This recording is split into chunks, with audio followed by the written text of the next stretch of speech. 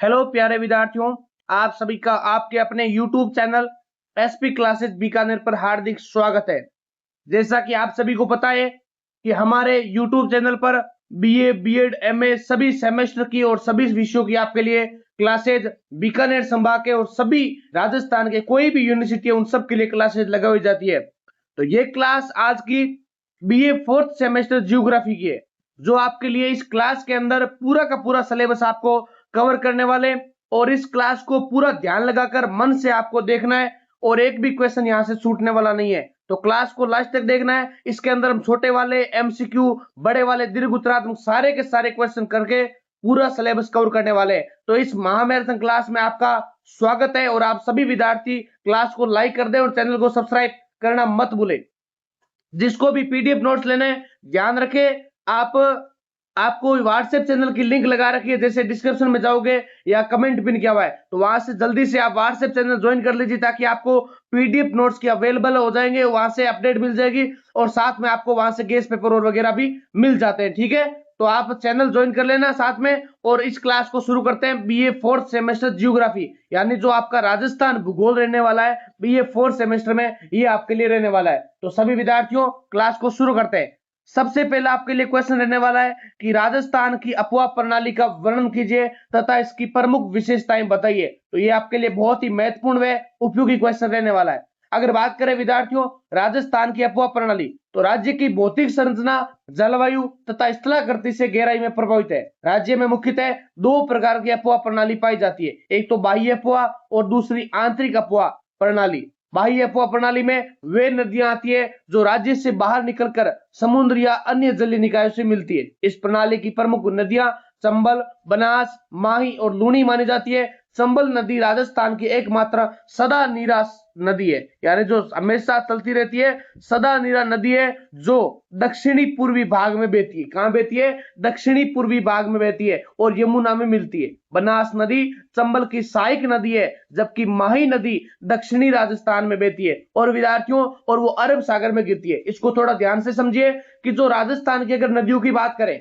तो उसके अंदर एक तो प्रमुख नदी आ जाती है, जैसे चंबल है, बनास है, माही है, लूनी है। आपको सबका उद्गम आगे जो बड़ा वाला और भी क्वेश्चन आएंगे उनके अंदर देखेंगे। साथ साथ में ये ध्यान रखना कि जो माही नदी है वो दक्षिणी राजस्थान में बहती है और अरब सागर में गिरती है। ठीक है, उसकी दूसरी ओर आंतरिक अपवाह प्रणाली मरुस्थलीय क्षेत्रों में अधिक पाई जाती है। वहां नदियां किसी समुद्र तक नहीं पहुंचती बल्कि झीलों या रेत में समाप्त हो जाती है। लूनी नदी इसका प्रमुख उदाहरण माना जाता है, जो पश्चिमी राजस्थान में बहती हुई कच्छ के खंड में रहकर समाप्त हो जाती है। इसके अतिरिक्त कई छोटी नदियां और नाले भी इस क्षेत्र में अस्थायी रूप से प्रभावित होते हैं। राजस्थान की अपवाह प्रणाली की एक प्रमुख विशेषता इसकी अनियमितता और मौसमी प्रकृति है। अधिकांश नदियां वर्षा पर निर्भर होती है और मानसून के दौरान ही जल प्रवाह अधिक होता है। इसके अलावा मरुस्थलीय क्षेत्रों में जल का वाष्पीकरण अधिक होने के कारण नदियां सूख जाती है। विद्यार्थियों क्या हो जाती है? नदियां सूख जाती है। फिर राज्य में कई खारी झीलें भी पाई जाती है, जैसे सांबर झील जो आंतरिक अपवाह प्रणाली का हिस्सा मानी जाती है। ये झीलें जल संचयन और नमक उत्पादन के लिए महत्वपूर्ण मानी जाती है। निष्कर्षतः राजस्थान की अपवाह प्रणाली विविध और जटिल है, जो राज्य की भौगोलिक परिस्थितियों को दर्शाती है और यह जल संसाधनों के उपयोग, कृषि और मानव जीवन पर महत्वपूर्ण प्रभाव डालती है। तो विद्यार्थियों क्लास को आपने लाइक कर दिया होगा। लाइक करने के साथ ही आपको जैसे आप लाइक करोगे तो आपको एक हाइप का बटन मिलेगा, आप उसे हाइप जरूर करें। जितने भी विद्यार्थी अभी क्लास को देख रहे हैं, कंटिन्यू क्लास को देख रहे हैं, तो जिनके भी हाइप का बटन आ रहा है सभी विद्यार्थी हाइप जरूर करें। और ये क्लास बहुत ज्यादा महत्वपूर्ण, महाराजा गंगा सिंह विश्वविद्यालय या कोई भी यूनिवर्सिटी जिसके अंदर राजस्थान की जियोग्राफी लगती है उन सब के लिए क्लास बेहद ज्यादा महत्वपूर्ण है और यहां से आपको लगभग एग्जाम में क्वेश्चन देखने को मिलने वाले हैं। इसलिए इस क्लास को, मैराथन क्लास को पूरा देख लीजिए ताकि आपको हो सके तो और कुछ नहीं पढ़ना पड़े, ताकि आपके लिए यहां से मदद हो जाए विद्यार्थियों। फिर बात करते हैं दूसरे क्वेश्चन की। दूसरा क्वेश्चन है कि राजस्थान के भू आकृतिक प्रदेशों का संक्षिप्त वर्णन कीजिए। ये जो शुरुआत वाले क्वेश्चन है वो लघुत्रात्मक क्वेश्चन है। फिर राजस्थान भू आकृतिक दृष्टि से अत्यंत विविधता वाला राज्य है, जहां विभिन्न प्रकार की स्थलाकृतियां पाई जाती है। इसको मुख्यतः चार प्रमुख भू आकृतिक प्रदेशों में विभाजित किया जा सकता है: थार मरुस्थल, अरावली पर्वतमाला, पूर्वी मैदान और दक्षिणी पठार। दक्षिणी पठार को ध्यान रखना, आड़ोती क्षेत्र भी कहा जाता है। क्या कहते हैं? आड़ोती क्षेत्र भी कहते हैं। थार मरुस्थल राज्य के पश्चिमी भाग में फैला हुआ है। जो शुष्क और रेतीला क्षेत्र है, यहाँ रेत के टीले, कम वर्षा, उच्च तापमान और विरल वनस्पति पाई जाती है। ये क्षेत्र भारत का सबसे बड़ा मरुस्थलीय भाग माना जाता है और जैसलमेर, बाड़मेर, बीकानेर आदि जिलों में विस्तृत है। यानी जो थार का मरुस्थल अपने राजस्थान में प्रमुख रूप से कौन से जिले आते हैं? एक जैसलमेर हो गया, एक बाड़मेर हो गया, जिसके अंदर अनेक प्रकार के दोहरे पाए जाते हैं, बरखान पाए जाते हैं, चंद्राकार के, अर्धचंद्राकार के, कई प्रकार के सीप पाए जाते हैं। ठीक है, तो आपको ध्यान होना चाहिए, बाड़मेर में भी दोहरे होते हैं, विशेषकर बीकानेर है, ये सब क्षेत्र है वो मरुस्थलीय भाग का हिस्सा माने जाते हैं। अरावली पर्वतमाला राजस्थान की सबसे प्रमुख स्थलाकृति है, जो उत्तर पूर्व से दक्षिण पश्चिम दिशा में फैली हुई है। ये भारत की सबसे प्राचीन पर्वतमालाओं से एक मानी जाती है। अरावली क्षेत्र जलवायु, वनस्पति और खनिज संसाधनों के लिए महत्वपूर्ण है। ये दो राज्यों को पूर्वी भागों और पश्चिमी भागों में विभाजित करती है। यानी राजस्थान को अरावली है वो दो भागों में जल विभाजक के रूप में काम करती है, ये आपको ध्यान होना चाहिए। यानी अरावली पर्वतमाला राजस्थान को दो भागों में बांटती है, एक तो पूर्वी राजस्थान और एक पश्चिमी राजस्थान, ये आपको बात पता होनी चाहिए। फिर पूर्वी मैदान क्षेत्र अपेक्षाकृत उपजाऊ है, जहां जल संसाधन और कृषि की स्थिति बेहतर है। इस क्षेत्र में चंबल, बनास, उसकी सहायक नदियां बहती है, जिससे यहाँ की भूमि उपजाऊ बनती है। जयपुर, कोटा, अलवर आदि क्षेत्र में माने जाते हैं। फिर दक्षिणी पठार या हाड़ौती क्षेत्र राज्य के दक्षिणी पूर्वी भाग में स्थित है। यह क्षेत्र पठारी संरचना वाला है, यहाँ काली मिट्टी और पर्याप्त वर्षा पाई जाती है। यह क्षेत्र कृषि और जल संसाधनों की दृष्टि से महत्वपूर्ण है। इन भू आकृतिक प्रदेशों के कारण राजस्थान में जलवायु, मृदा और वनस्पति और मानव जीवन में विविधता देखने को मिलती है। विद्यार्थियों, नेक्स्ट आपके लिए 3 नंबर क्वेश्चन है कि राजस्थान की मृदाओं के प्रकार एवं वितरण का वर्णन कीजिए। तो बात करें विद्यार्थियों, राजस्थान की मृदाएं विभिन्न प्रकार की है, जो राज्य की भौगोलिक स्थिति, जलवायु और चट्टानों के आधार पर विकसित होती है। मुख्यतः राजस्थान में 4 प्रमुख प्रकार की मृदाएं पाई जाती है। पहली रेतीली मृदा, दूसरी जलोढ़ मृदा, तीसरी काली मृदा, चौथी लाल मृदा। तो जानो मृदाओं के नाम याद कर लेना। रेतीली मृदा जिससे मरुस्थलीय मृदा भी घटे, जलोढ़ मृदा जो जल के द्वारा, जो नदियों के द्वारा लाई जाती है, एक खादर होती है, बांगर होती है, ये आपको आगे बताएंगे।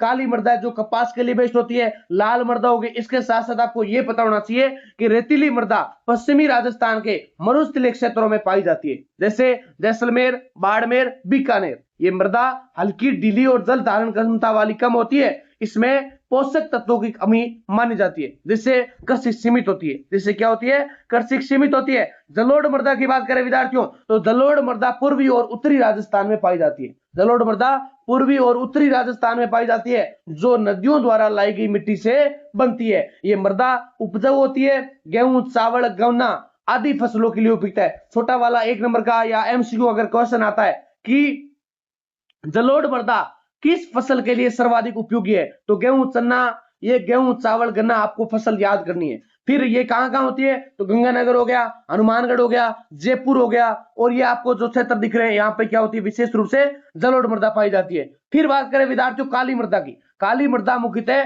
दक्षिणी राजस्थान के हाड़ौती क्षेत्र में पाई जाती है, जैसे कोटा और झालावाड़। कोटा, बूंदी, बारा, झालावाड़ है, वहां का जो क्षेत्र है हाड़ौती क्षेत्र कहते हैं उसे, और वहां पर काली मृदा पाई जाती है। और ध्यान रखना, विशेष रूप से ये मृदा कपास की खेती के लिए अत्यंत उपयुक्त मानी जाती है और इसमें जल धारण क्षमता अधिक होती है। लाल मृदा दक्षिणी पूर्वी और अरावली क्षेत्र में पाई जाती है और ये मृदा लौह तत्वों की युक्त होती है, लेकिन इसमें उर्वरता कम होती है। उचित खाद और सिंचाई के द्वारा इसकी उत्पादकता बढ़ाई जा सकती है। राजस्थान की मृदाओं का वितरण राज्य की भौगोलिक संरचना और जलवायु पर निर्भर करता है। मृदाओं की विविधता के कारण यहाँ विभिन्न प्रकार की फसलें उगाई जाती है। क्या की जाती है?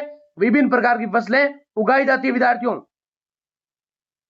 फिर अगला आपके लिए क्वेश्चन है प्रश्न संख्या 4 कि राजस्थान में कृषि के प्रकार एवं कृषि प्रणाली का वर्णन कीजिए तथा वर्तमान परिवर्तनों का विश्लेषण कीजिए। अगर बात करें तो राजस्थान में कृषि राज्य की अर्थव्यवस्था का प्रमुख आधार है, जहां लगभग 55 से 60% जनसंख्या प्रत्यक्ष या अप्रत्यक्ष रूप से कृषि पर निर्भर है। राज्य की भौगोलिक विविधता, जलवायु तथा जल संसाधनों की असमानता के कारण यहाँ विभिन्न प्रकार की कृषि प्रणालियां विकसित हुई है। मुख्यतः राजस्थान में वर्षा आधारित कृषि का प्रभुत्व है, जो विशेष रूप से पश्चिमी और शुष्क क्षेत्रों में पाई जाती है। यहाँ वर्षा 100 से 400 सेंटीमीटर यानी मिलीमीटर है बताया गया इसमें, तो 100 से 400 मिलीमीटर होने के कारण बाजरा, ज्वार, मूंग, मोट जैसी सूखा सहिष्णु फसलें पाई जाती है। सूखा सहिष्णु का मतलब क्या है कि ये एक ऐसी फसल है जिसको अगर सीमित मात्रा में भी अगर जल मिलता है, यहाँ पे अगर आपको लगातार भी जल नहीं मिल रहा है तो भी बाजरा जैसी फसलें हो जाती है विद्यार्थियों। दूसरी ओर पूर्वी और दक्षिणी भागों में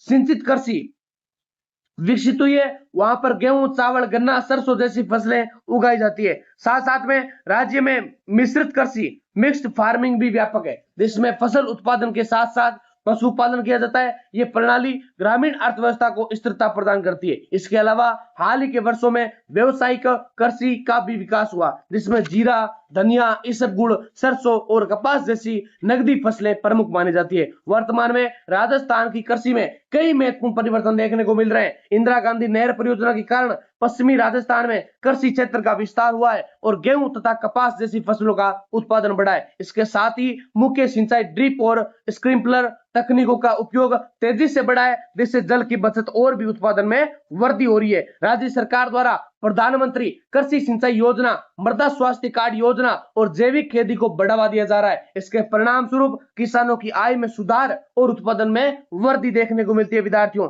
फिर नेक्स्ट आपके लिए अगला क्वेश्चन है कि राजस्थान में खाद्यान्न एवं नकदी फसलों के उत्पादन एवं वितरण का विश्लेषण कीजिए। तो सबसे पहले विद्यार्थियों सभी कमेंट करें कि आप क्लास को अभी कहां देख रहे हैं, आपका एग्जाम कब है और आप क्लास को कहां से देख रहे हैं, चाहे बीकानेर से, गंगानगर से, हनुमानगढ़ से, चूरू से या कहीं से भी क्लास को देख रहे हैं। आपका गांव कौन सा है, आपकी कॉलेज कौन सी, आप अगर कमेंट करेंगे तो ज्यादा से ज्यादा विद्यार्थियों क्लास जाएगी, ताकि आपको रिप्लाई भी दिया जाएगा आपको क्लास कैसी लग रही है, ये भी आप कमेंट सेक्शन में जरूर बताएं विद्यार्थियों। नेक्स्ट आपके लिए 5 नंबर क्वेश्चन है कि राजस्थान में कृषि उत्पादन पर्सन हमने देख लिया कि खाद्यान्न और नकदी फसलों के बारे में हमने को बात करनी है। तो राजस्थान में कृषि उत्पादन मुख्यतः 2 प्रकार की फसलों पर आधारित है। एक तो खाद्यान्न फसलें और दूसरे नकदी फसलें या जिसको व्यवसायिक फसलें कहते हैं। इसका वितरण राज्य की जलवायु, मृदा, सिंचाई सुविधाओं पर निर्भर करता है। खाद्यान्न फसलों में प्रमुख रूप से गेहूं, बाजरा, ज्वार, चावल और मक्का शामिल है। बाजरा राज्य की सबसे महत्वपूर्ण फसल है, जो शुष्क क्षेत्रों जैसे बाड़मेर, जैसलमेर और नागौर में उगाई जाती है। ये कम वर्षा में भी अधिक अच्छी पैदावार होती है। गेहूं मुख्यतः सिंचाई क्षेत्रों में जैसे कि गंगानगर, हनुमानगढ़, कोटा में उगाया जाता है और चावल अपेक्षाकृत कम क्षेत्र में लेकिन दक्षिणी जिलों में उगाया जाता है, जहां वर्षा अधिक होती है। फिर नकदी फसलों में बात करें तो यहाँ पे आपके लिए सरसों आ जाती है, कपास आ जाता है, जीरा, धनिया, इसबगुल और ग्वार प्रमुख रूप से देखने को मिलता है। राजस्थान भारत में सरसों उत्पादन में अग्रणी राज्यों में से एक माना जाता है, विशेषकर अलवर, भरतपुर और सीकर जिलों में। कपास का उत्पादन गंगानगर और हनुमानगढ़ में अधिक होता है, जहां सिंचाई सुविधाएं उपलब्ध मानी जाती है। राजस्थान मसालों के उत्पादन में अधिक महत्वपूर्ण स्थान रखता है। राज्य भारत में धनिया और जीरा उत्पादन का प्रमुख केंद्र है। क्या है? राज्य राजस्थान है वो भारत में धनिया और जीरा उत्पादन का सबसे प्रमुख केंद्र माना जाता है, विशेषकर कोटा, बारां, जालोर जिलों में। इसके अलावा ग्वार का उत्पादन भी राज्य में व्यापक है, जिसका उपयोग उद्योगों में होता है और निर्यात के लिए महत्वपूर्ण माना जाता है। हाल के वर्षों में कृषि उत्पादन में वृद्धि के लिए उन्नत बीज, उर्वरक, आधुनिक तकनीक और सिंचाई सुविधाओं का उपयोग बढ़ा है। इसके साथ ही कृषि का व्यवसायीकरण की तेजी से हो रहा है, जिससे किसानों की आय में वृद्धि हो रही है विद्यार्थियों। फिर अगला आपके लिए 6 नंबर क्वेश्चन है कि राजस्थान में पशुपालन एवं डेयरी उद्योग का महत्व एवं विकास का वर्णन कीजिए। तो ये क्वेश्चन भी इंपॉर्टेंट है। क्लास को लाइक करते रहे, चैनल को सब्सक्राइब करते रहे और ज्यादा से ज्यादा विद्यार्थियों के साथ आपके जितने भी साथी जुड़ते हैं, आपका कॉलेज का ग्रुप है, उन सबके अंदर ये क्लास शेयर जरूर कर देना, क्योंकि आप कंजूस बहुत हो, आप वीडियो देखते हो बहुत हो, सभी विद्यार्थी देख ले। जैसा कि आपने 3rd सेमेस्टर के अंदर हर विद्यार्थी ने विश्वास जिताया और उनको अच्छा रिजल्ट भी मिला हमारी क्लासेज और पीडीएफ नोट से। बस आप सपोर्ट करा करें, अच्छे से अच्छा क्लास को लाइक किया करें, शेयर किया करें। बात करें राजस्थान में पशुपालन राज्य की अर्थव्यवस्था का एक महत्वपूर्ण अंग है, विशेषकर उन क्षेत्रों में जहां कृषि सीमित होती है। राज्य में भारत की कुल पशुधन का लगभग 10% हिस्सा पाया जाता है, जो इसे पशुपालन के क्षेत्र में अग्रणी बनाया जाता है। राजस्थान में ऊंट, भेड़, बकरी, गाय और भैंस प्रमुख पशुधन है। ऊंट को रेगिस्तान का जहाज कहा जाता है और ये पश्चिमी राजस्थान में परिवहन और जीवन यापन का महत्वपूर्ण साधन माना गया है। भेड़ और बकरी पालन राज्य के शुष्क क्षेत्रों में व्यापक है, जिससे ऊन और मांस उत्पादन होता है। यानी जो बात करें अगर पशुपालन की, डेयरी उद्योग की, तो राजस्थान में ऊंट भी पाए जाते हैं, भेड़, बकरी, गाय, भैंस सब पाए जाते हैं, ठीक है। लेकिन ऊंट को क्या कहते हैं, रेगिस्तान का जहाज कहा जाता है। और ये पश्चिमी राजस्थान में परिवहन, और परिवहन का मतलब एक स्थान से दूसरे स्थान पर जगह सामान ले जाने का, जीवन यापन का महत्वपूर्ण साधन है। भेड़ और बकरी पालन राज्य के शुष्क क्षेत्रों में व्यापक है, जिससे क्या होता है, ऊन भी प्राप्त होती है और मांस भी उत्पादन माना जाता है। फिर राजस्थान भारत में ऊन उत्पादन में प्रमुख स्थान रखता है, विशेषकर बीकानेर क्षेत्र में यहाँ की ऊन उद्योग वस्त्र निर्माण में महत्वपूर्ण योगदान देता है। डेयरी उद्योग के विकास में राजस्थान सरकारी सहकारी डेयरी संघ आरसीडीएफ की महत्वपूर्ण भूमिका है, जो सरस ब्रांड के तहत दुग्ध उत्पादन और वितरण करता है। राज्य में डेयरी सहकारी समितियों का व्यापक नेटवर्क है, जिससे लाखों किसानों को रोजगार और आय प्राप्त मानी जाती है। हाल ही के वर्षों में डेयरी उद्योग में दूध उत्पादन में लगातार वृद्धि हुई है और राज्य में प्रतिदिन लाखों लीटर दूध का उत्पादन होता है, जिससे ग्रामीण अर्थव्यवस्था को मजबूती मिलती है। सरकार द्वारा राष्ट्रीय पशुधन मिशन, डेयरी विकास योजना और पशु स्वास्थ्य सेवाएं प्रदान की जा रही है, जिससे पशुपालन को बढ़ावा मिल रहा है। इसके अलावा पशुधन बीमा, कृत्रिम गर्भाधान जैसी सुविधाएं भी उपलब्ध करवाई जा रही है। फिर बात करें अगला क्वेश्चन आपके लिए विद्यार्थियों कि राजस्थान में नवीनीकरण ऊर्जा संसाधनों का विकास एवं महत्व स्पष्ट कीजिए। तो ये क्वेश्चन भी बहुत ज्यादा इंपॉर्टेंट है, ध्यान से इस क्वेश्चन को अच्छे से देखना है विद्यार्थियों। अगला क्वेश्चन क्या है कि राजस्थान में नवीकरणीय ऊर्जा संसाधनों का विकास एवं महत्व बताइए। तो इसके अंदर बात करेंगे नवीकरणीय स्रोत कौन से होते हैं। तो राजस्थान नवीकरणीय ऊर्जा संसाधनों के विकास में भारत का अग्रणी राज्य बन चुका है। राज्य की भौगोलिक स्थिति, अधिक धूप, विशाल मरुस्थलीय खेल और खुले मैदान इससे सौर एवं पवन ऊर्जा के अत्यंत उपयुक्त बनाते हैं। सौर ऊर्जा के क्षेत्र में राजस्थान देश में शीर्ष स्थानों में से माना जाता है। राज्य के प्रतिवर्ष लगभग 300 से अधिक धूप वाले दिन होते हैं और औसत सौर विकिरण में 5 से 7 किलोवाट यानी जो प्रति वर्ग मीटर प्रतिदिन होते हैं। जैसलमेर, बाड़मेर, जोधपुर और बीकानेर जिले सौर ऊर्जा उत्पादन के प्रमुख केंद्र बन चुके हैं। बड़ला सोलर पार्क जोधपुर विश्व के सबसे बड़े सोलर पार्कों में से एक माना जाता है, जिसकी क्षमता 2000 मेगावाट से अधिक है। पवन ऊर्जा भी राजस्थान में तेजी से विकसित हो रही है। जैसलमेर, बाड़मेर और जोधपुर जिले पवन ऊर्जा के लिए उपयुक्त है। राज्य की कुल पवन ऊर्जा क्षमता हजारों मेगावाट तक पहुंच चुकी है और सौर ऊर्जा जो ऊर्जा उत्पादन में महत्वपूर्ण योगदान देती है। इसके अलावा बायोगैस, बायोमास ऊर्जा का भी ग्रामीण क्षेत्रों में उपयोग बढ़ चुका है। ये ऊर्जा स्रोत पर्यावरण के अनुकूल होने के साथ साथ ग्रामीण क्षेत्रों में ईंधन की समस्या को कम करते हैं। नवीकरणीय ऊर्जा के विकास से राजस्थान में कई लाभ प्राप्त हुए हैं, जैसे कि पारंपरिक ऊर्जा स्रोतों पर निर्भरता में कमी आई है, पर्यावरण संरक्षण और प्रदूषण में कमी देखने को मिली है और रोजगार के अवसरों में वृद्धि हुई है और ऊर्जा सुरक्षा में सुधार हुआ है विद्यार्थियों। फिर राज्य सरकार द्वारा राजस्थान सोलर एनर्जी नीति और पवन ऊर्जा नीति के माध्यम से निवेश को बढ़ावा दिया जा रहा है। नेक्स्ट आपके लिए निष्कर्ष है कि राजस्थान नवीकरणीय ऊर्जा के क्षेत्र में देश का अग्रणी राज्य बनकर उभर रहा है, जो सतत विकास की दिशा में एक अत्यंत महत्वपूर्ण कदम है। नेक्स्ट आपके लिए 8 नंबर क्वेश्चन है कि राजस्थान के खनिज संसाधनों का वितरण एवं आर्थिक महत्व का वर्णन कीजिए। तो राजस्थान खनिज संसाधनों की दृष्टि से भारत का एक समृद्ध राज्य है। यहाँ धात्विक और अधात्विक दोनों प्रकार के खनिजों की प्रचुर मात्रा में पाए जाते हैं। खनिज संसाधनों के कारण राज्य को खनिजों का अजायब घर कहा जाता है। धात्विक खनिजों में तांबा, जस्ता, सीसा, चांदी और लोह अयस्क प्रमुख माने जाते हैं। झुंझुनू जिले के खेतरी जिले में तांबे का उत्पादन होता है, जबकि उदयपुर के जावर क्षेत्र में जस्ता और सीसा पाया जाता है। भीलवाड़ा और उदयपुर में लोह अयस्क के भंडार पाए जाते हैं और अधात्विक खनिजों में संगमरमर, ग्रेनाइट, जिप्सम, फेल्सपार, अब्रक और चूना के पत्थर प्रमुख माने जाते हैं। मकराना का संगमरमर विश्व प्रसिद्ध है, यानी जो मकराना का संगमरमर है वो विश्व प्रसिद्ध है, जिसका उपयोग ताजमहल जैसे ऐतिहासिक स्मारकों में हुआ है। नागौर और बीकानेर में जिप्सम के बड़े भंडार हैं जो उर्वरक उद्योग में उपयोगी माने जाते हैं। फिर बात करें राजस्थान भारत में संगमरमर, जिप्सम और चूना पत्थर उत्पादन में अग्रणी राज्यों में से एक है। ये खनिज, सीमेंट, उर्वरक निर्माण और अन्य उद्योगों के लिए कच्चा माल प्रदान करते हैं। खनिज संसाधनों की राज्य की अर्थव्यवस्था में महत्वपूर्ण योगदान है। इसमें औद्योगिक विकास को बढ़ावा मिलता है, रोजगार के अवसर उत्पन्न होते हैं, राज्य की आय में वृद्धि होती है और निर्यात में योगदान देखने को मिलता है साथियों।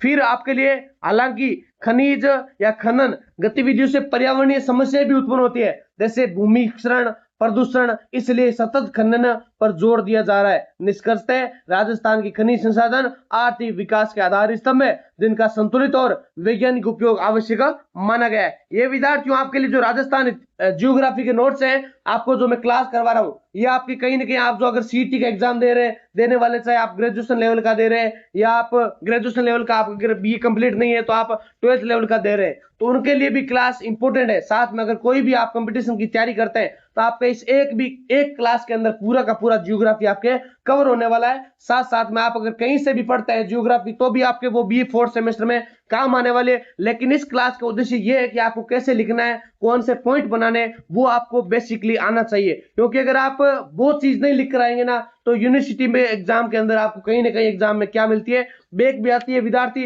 वो समझ नहीं पाते कि कितने पेज के अंदर लिखना है, क्या लिखना है। तो उसके लिए मैंने यूट्यूब पे वीडियो भी डाल रखा है कि बीए के एग्जाम में कितने पेज भरने चाहिए, कैसा लिखना चाहिए, या किस प्रकार से हमारी बैक नहीं आए ताकि हमारा रिजल्ट अच्छा रहे। वैसा आपको अगर आप इस क्लासों को देखते हैं कंटिन्यू, चाहे कोई भी सब्जेक्ट की क्लास है, आपके ज्योग्राफी सब्जेक्ट है, हिस्ट्री सब्जेक्ट है, कोई भी सब्जेक्ट है, आपके इंग्लिश का सब्जेक्ट है, तो उन सबकी क्लासेस आपके इसी चैनल पर यूट्यूब पे लगवाई जाती है। बस आप जितना विद्यार्थी क्लास को देखें, सपोर्ट करें कि आप चैनल को सब्सक्राइब करें, ताकि हमारा आपके सहयोग से और भी बड़ा एक मंच बने, ताकि आपके लिए और बेहतर से बेहतर कंटेंट आपके लिए उपलब्ध करवाया जा सके।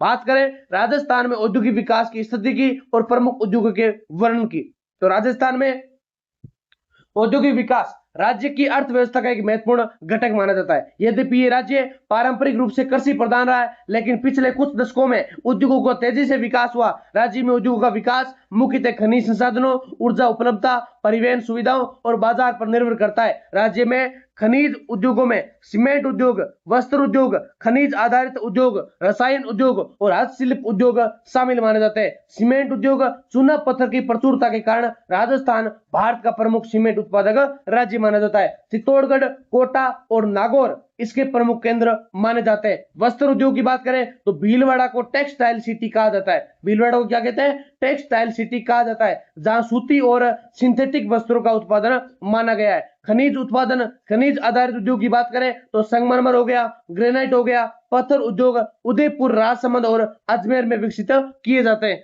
फिर रसायन उद्योग की बात करें तो रसायन उद्योग जिप्सम और अन्य खनिजों के कारण उर्वरक और समान रसायन उद्योग भी विकसित माने गए। इसके अलावा राजस्थान का हस्तशिल्प उद्योग विश्व प्रसिद्ध है, जिसमें ब्लू पॉटरी, लकड़ी के शिल्प, कालीन और वस्त्र शामिल है। यह उद्योग रोजगार प्रदान करने के लिए साथ साथ में निर्यात में भी योगदान प्रदान करता है। विद्यार्थियों, फिर आपके लिए राज्य सरकार ने औद्योगिक विकास को बढ़ावा देने के लिए रिको क्या है? Rajasthan state industrial development and investment corporation के माध्यम से औद्योगिक क्षेत्रों का विकास किया जाता है। हाल ही के क्षेत्रों में राजस्थान में निवेश और औद्योगिक कॉरिडोर DMIC के कारण औद्योगिक विकास में तेजी आई है। निष्कर्षतः राजस्थान का औद्योगिक क्षेत्र विविध और विकासशील है, जो राज्य की आर्थिक प्रगति में महत्वपूर्ण भूमिका निभा रहा है। फिर आपके लिए अगला क्वेश्चन आपके लिए कि राजस्थान में जनसंख्या वितरण के क्षेत्रीय स्वरूप एवं उसके निर्धारक कारकों का विश्लेषण कीजिए। तो विद्यार्थियों, जो भी आपको इस क्लास में करवा रहा हूं,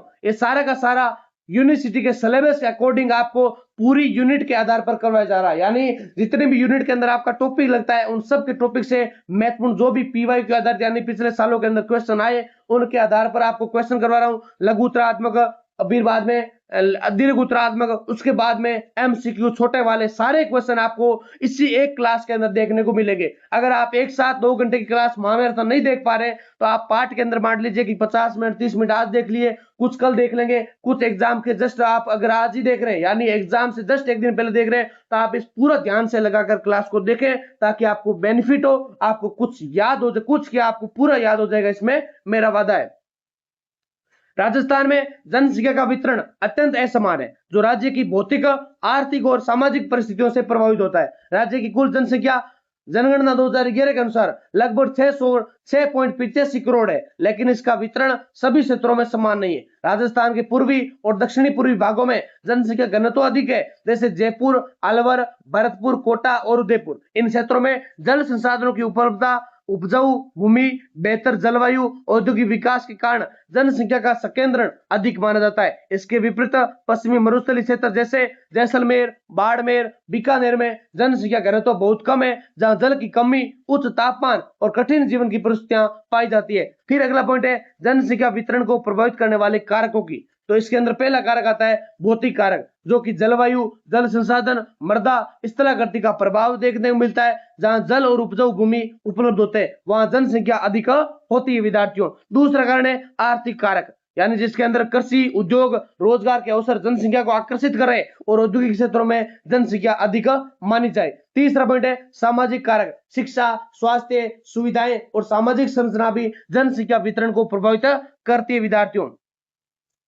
चौथा पॉइंट क्या है? चौथा पॉइंट है परिवहन एवं संचार। बेहतर परिवहन सुविधाओं वाले क्षेत्रों में जनसंख्या का वितरण विकास अधिक होता है। राजस्थान में शहरीकरण से तेजी हो रही है, इससे शहरों में जनसंख्या का दबाव और भी ज्यादा बढ़ रहा है विद्यार्थियों। अगला आपके लिए पॉइंट है 11 नंबर क्वेश्चन है कि राजस्थान की जनजातियों की विशेषताएं एवं सामाजिक आर्थिक स्थितियों का वर्णन कीजिए। तो राजस्थान में जनजातियां राज्य की सांस्कृतिक विविधता का महत्वपूर्ण हिस्सा मानी जाती है। यहाँ प्रमुख जनजातियों में भील, गरासिया, मीणा, सहरिया और डामोर शामिल है। इसमें भील जनजाति सबसे महत्वपूर्ण मानी जाती है, जो मुख्यतः उदयपुर, बांसवाड़ा, डूंगरपुर और सिरे जिलों में निवास करती है। जनजातियों की प्रमुख विशेषताएं उसकी सरल जीवन शैली, परंपरागत रीति और रिवाज और प्रकृति पर निर्भरता है। ये लोग मुख्यतः कृषि, वनोपज संग्रह और पशुपालन पर निर्भर रहते हैं। इसकी संस्कृति में लोकगीत, नृत्य, त्योहारों का विशेष महत्व है। राजस्थान की जनजातियों की सामाजिक आर्थिक स्थिति अपेक्षाकृत पिछड़ी रही है। इसके प्रमुख कारण है शिक्षा का निम्न स्तर,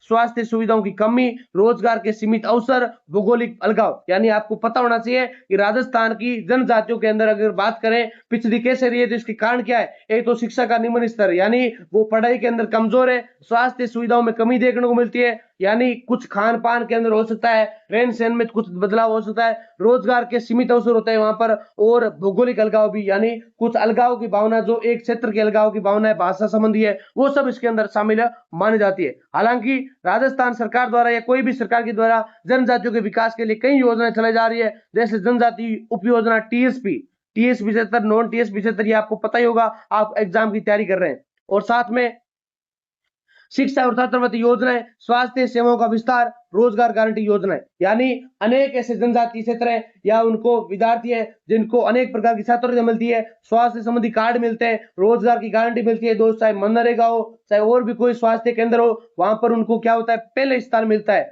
फिर इन योजनाओं के परिणाम स्वरूप जनजातीय क्षेत्रों में धीरे धीरे सुधार हो रहा है। शिक्षा और स्वास्थ्य के क्षेत्र में प्रगति देखी जा रही है और आर्थिक स्थिति में भी सुधार माना जा रहा है। फिर भी जनजातियों के समग्र विकास के लिए अभी भी कई प्रयास आवश्यकता है। फिर बात करते हैं नेक्स्ट, अगला क्वेश्चन आपके लिए महत्वपूर्ण कि राजस्थान में परिवहन एवं व्यापार के विकास की वर्तमान स्थिति एवं समस्याओं का वर्णन कीजिए। तो बात करते हैं इस प्रश्न में परिवहन और व्यापार के विकास की।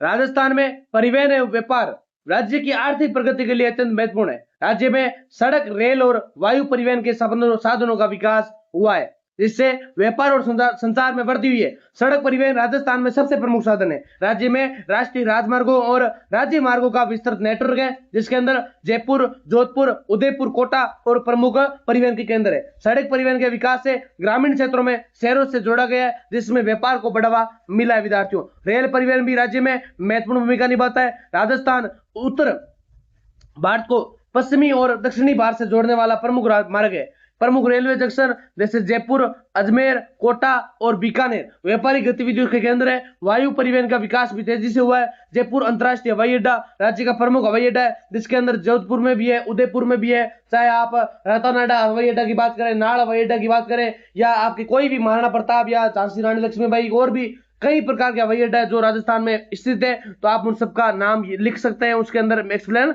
कर सकते हैं। फिर व्यापार की दृष्टि से राजस्थान खनिज, हस्तशिल्प और वस्त्र और कृषि उत्पादों के लिए प्रसिद्ध है। राज्य के प्रमुख निर्यात उत्पादों में संगमरमर, ग्रेनाइट, वस्त्र और आभूषण शामिल है। हालांकि परिवहन और व्यापार के विकास में कुछ समस्याएं भी है, जिसके अंदर मरुस्थलीय क्षेत्रों में परिवहन की कठिनाइयां, कुछ क्षेत्रों में अविकसित सड़क नेटवर्क, जलवायु की प्रतिकूल परिस्थितियां, औद्योगिक क्षेत्रों का असमान विकास, ये सब इसके अंदर शामिल होते हैं।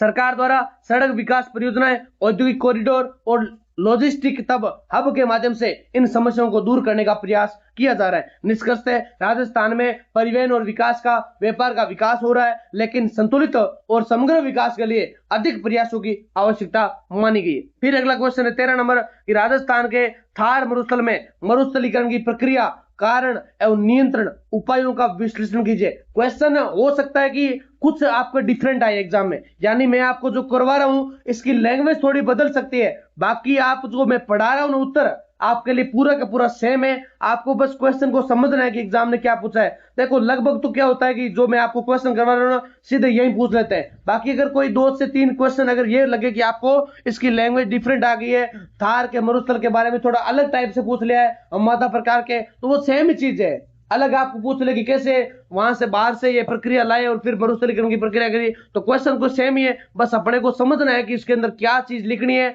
और आपको क्या तैयार करना है, ये चीज आपको पता होनी चाहिए। राजस्थान के थार मरुस्थल में मरुस्थलीकरण की प्रक्रिया, कारण एवं नियंत्रण उपायों का विश्लेषण कीजिए। तो बहुत महत्वपूर्ण क्वेश्चन है। थार मरुस्थल भारत का सबसे बड़ा मरुस्थलीय क्षेत्र माना जाता है, जो मुख्यतः पश्चिमी राजस्थान में फैला हुआ है। मरुस्थलीकरण वह प्रक्रिया है जिसके द्वारा उपजाऊ भूमि धीरे धीरे बंजर एवं शुष्क बन जाती है। यह प्रक्रिया प्राकृतिक एवं मानव दोनों कारकों के लिए संयुक्त प्रभाव से लागू होती है। मरुस्थलीकरण की प्रमुख प्राकृतिक कारणों में कम वर्षा, उच्च तापमान, तेज हवाएं और जल की कमी शामिल है। थार क्षेत्र में औसत वर्षा 100 से 300 मिलीमीटर के बीच होती है, जिसमें भूमि की नमी देखी जाती है। तेज हवाओं के कारण मिट्टी का अपरदन, जिससे उपजाऊ परत नष्ट हो जाती है। मानव जनित कारण भी मरुस्थलीकरण को बढ़ाते हैं। इसमें अत्यधिक चराई, वनों की कटाई, अनियंत्रित सिंचाई और भूमि का अत्यधिक उपयोग शामिल है। यानी अगर मानव जनित की बात करें कि मरुस्थलीकरण को कैसे बढ़ावा दे रहे हैं, तो इसके अंदर मानव देखते हैं कि अनेक प्रकार के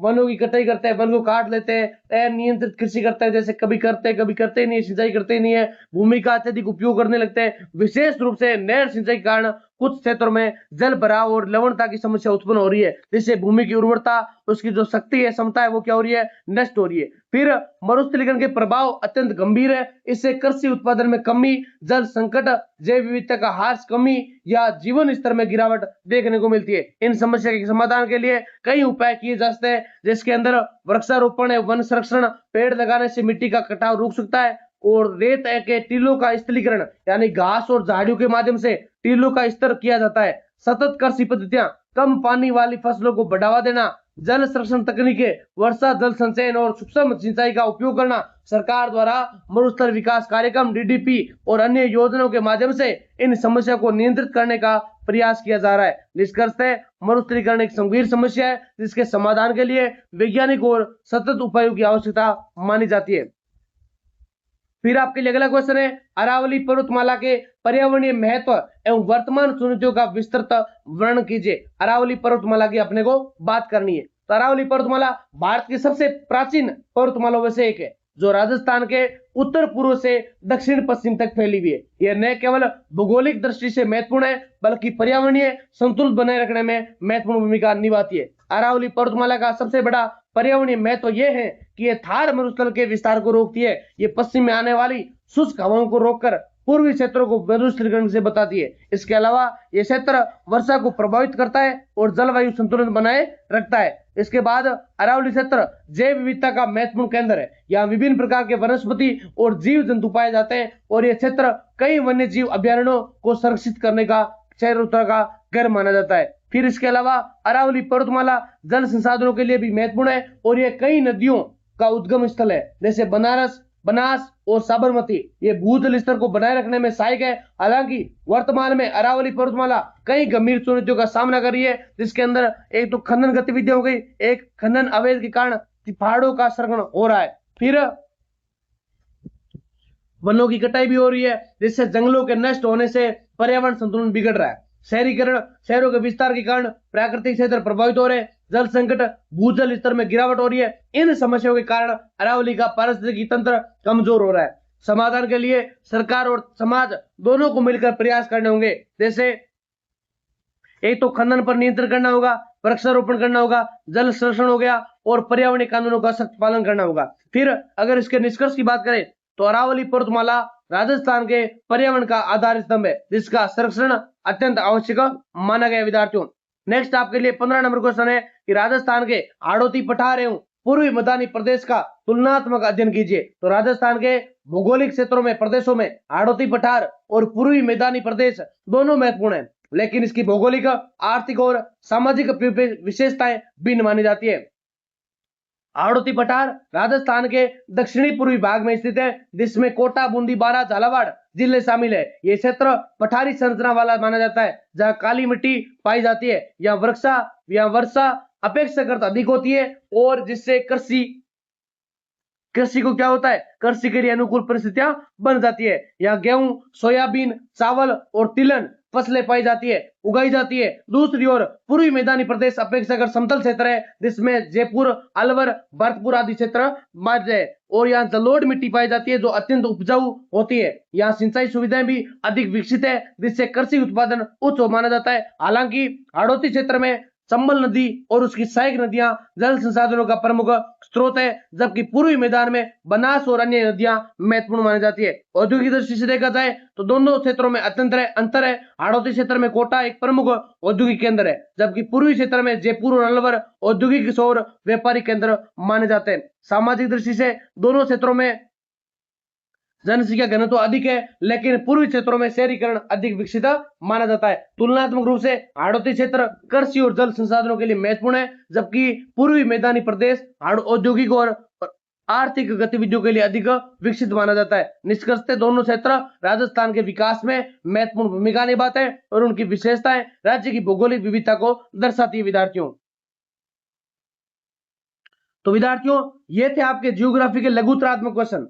अब इसके अंदर क्या है, हमने जो भी लघुतरात्मक क्वेश्चन आपके जो क्वेश्चन आते हैं पेपर में 3 खंड होते हैं ना, इसके अंदर आपको कुछ एमसीक्यू पूछे जाते हैं, उसके बाद आपके लघुतरात्मक अथवा में क्वेश्चन आते हैं, यानी 10 क्वेश्चन देते हैं आपको, उसमें से आपको 5 करना होता है। उसके बाद खंड 6 आता है आपके, जिसके अंदर आपको 5 क्वेश्चन बड़े वाले मिलते हैं, इसमें से आपको 3 करना होता है। ये हमने किया खंड बे, जिसके अंदर आपको 10 क्वेश्चन में से 5 करना है। जो मैंने आपको 15 बताया, लगभग आपके यहाँ से 70 से 80% क्वेश्चन आपको यहाँ से देखने को मिलने वाले। बाकी अगर ज्यादा आते तो आपकी इच्छा है, बाकी अगर एक दो कम आ जाए तो आप उनको एडजस्ट करना सीखे, क्योंकि हर आपके लिए हम प्रयास यही करते हैं कि आपके ज्यादा से ज्यादा इन क्वेश्चनों में से आपके एग्जाम में आए, ताकि आपकी हेल्पफुल ज्यादा हो, आपका विश्वास और भी ज्यादा बढ़े। हम अगर क्लास लगा रहे तो आपका विश्वास पाने के लिए लगा रहे, ताकि अगर आप नेक्स्ट सेमेस्टर में और भी ज्यादा अच्छे से क्लास देखोगे, अगर आपका रिजल्ट अच्छा रहेगा तो कहीं ना कहीं आप अपने साथियों को जरूर बताएंगे। और मुझे विश्वास होता है, क्योंकि अगर आपका परिवार आज व्हाट्सएप चैनल पे आपके 15,000 से अधिक अगर विद्यार्थी जुड़े हुए, तो इसका कारण कहीं ना कहीं आपका विश्वास और आपका प्यार है।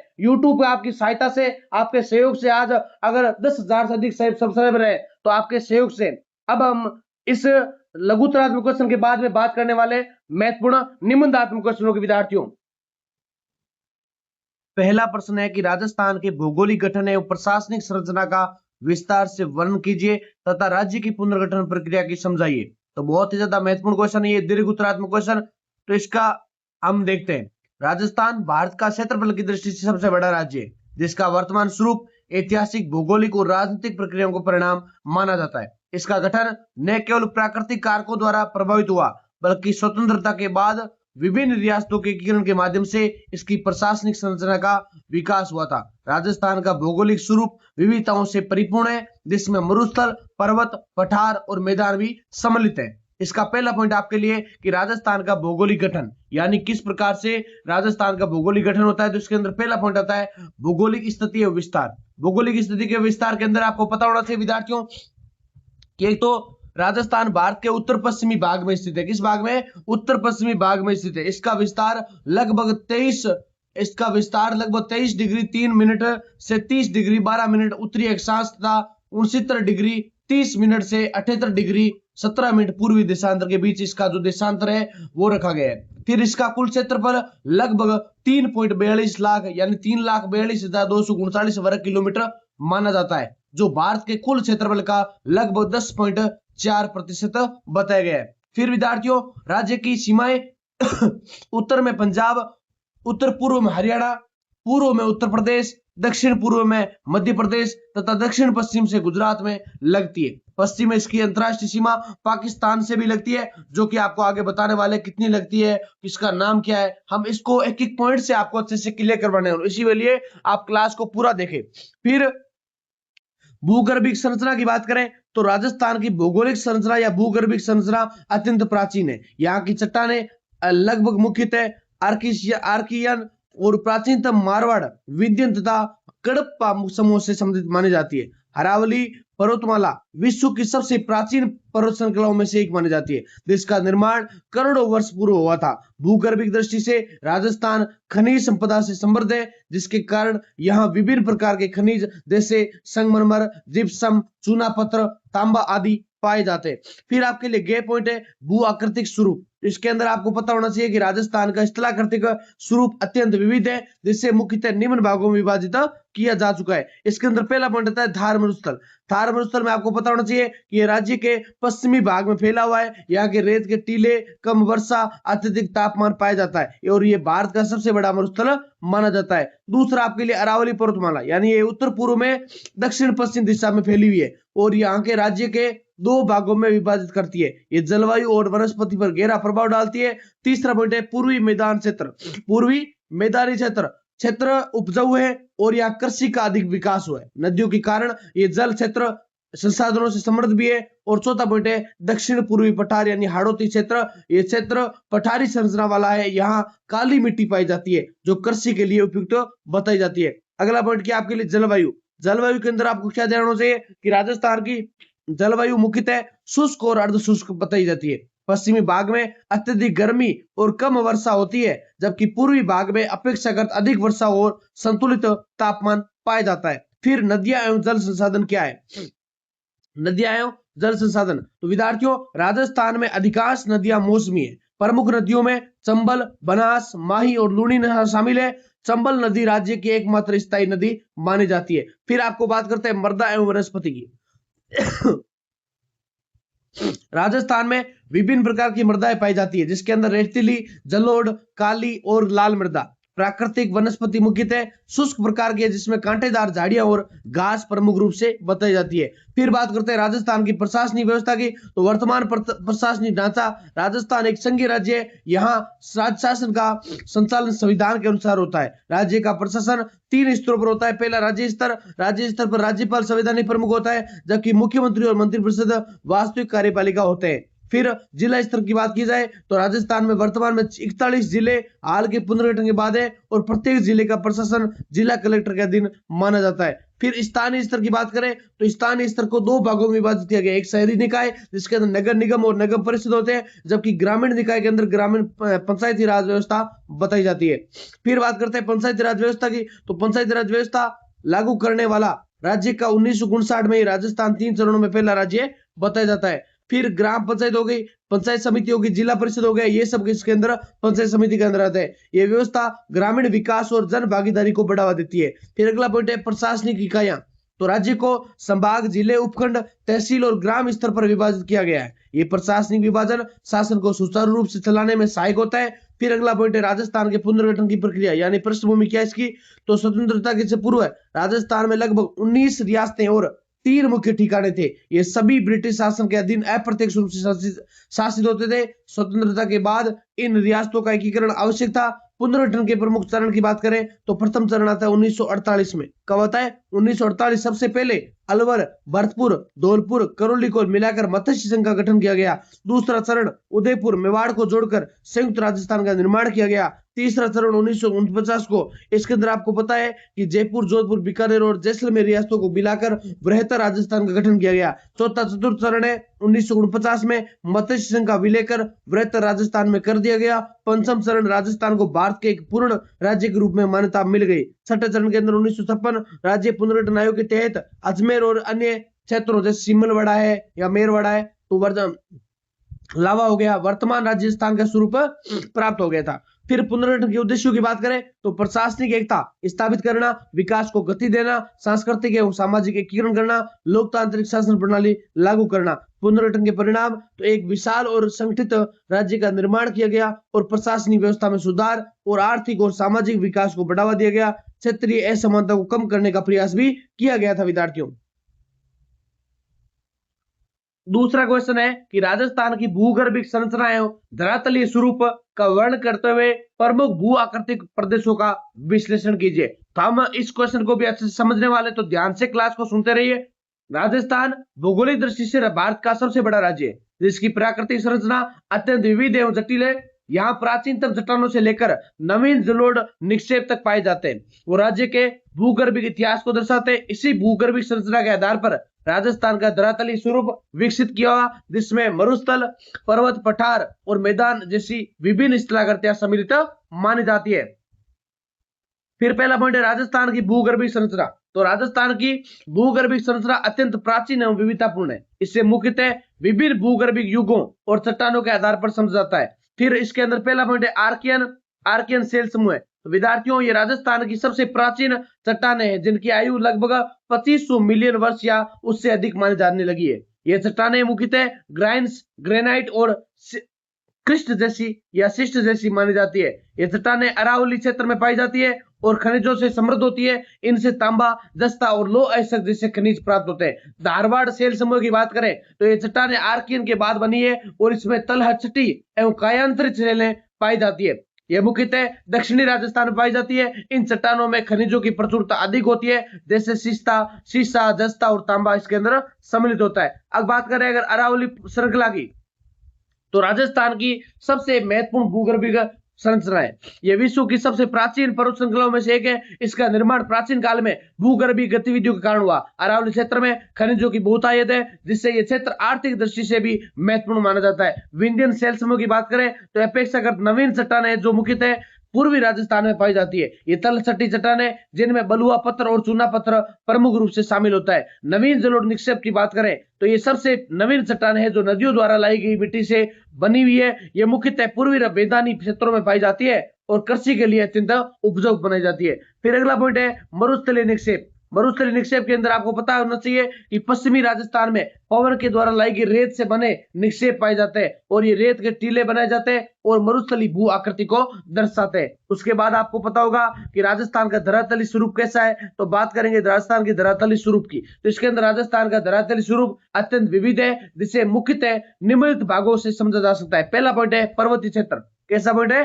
पर्वतीय क्षेत्र। विद्यार्थियों, तो अरावली पर्वतमाला राजस्थान की प्रमुख पर्वतमाला है। ये उत्तर पूर्व से दक्षिण पश्चिमी दिशा में फैली हुई है, जिसकी औसत ऊंचाई 600 से 900 मीटर मानी गई है। माउंट आबू 1722 मीटर इसकी सबसे ऊंची चोटी है। दूसरा पॉइंट है मरुस्थलीय क्षेत्र। मरुस्थल क्षेत्र में आपको पता होना चाहिए विद्यार्थियों कि पश्चिमी राजस्थान में थार का मरुस्थल पाया जाता है या फैला हुआ है और ये रेत के टीले, कम वर्षा और अत्यधिक तापमान पाया जाता है और ये क्षेत्र शुष्क और अर्ध शुष्क जलवायु का प्रतिनिधित्व करता है। तीसरा पॉइंट है मैदानी क्षेत्र। तो पूर्वी राजस्थान में मैदानी क्षेत्र पाया जाता है जो नदियों द्वारा लाई गई जलोढ़ मिट्टी से बना है और ये क्षेत्र अत्यंत उपजाऊ है और ये कृषि के लिए उपयुक्त माना जाता है। फिर पठारी क्षेत्र की बात करें तो इसके अंदर ये दक्षिणी पूर्वी राजस्थान में हाड़ौती का पठार स्थित है और जहां काली मिट्टी पाई जाती है और ये क्षेत्र कृषि और जल उद्योगों के लिए, संसाधनों के लिए महत्वपूर्ण माना जाता है। नेक्स्ट, प्रमुख भू आकृतिक प्रदेश की बात करें तो इसके अंदर राजस्थान को भू आकृतिक दृष्टि से 4 प्रदेशों में बांटा गया है। पहला थार मरुस्थलीय प्रदेश, तो पश्चिमी राजस्थान में स्थित है।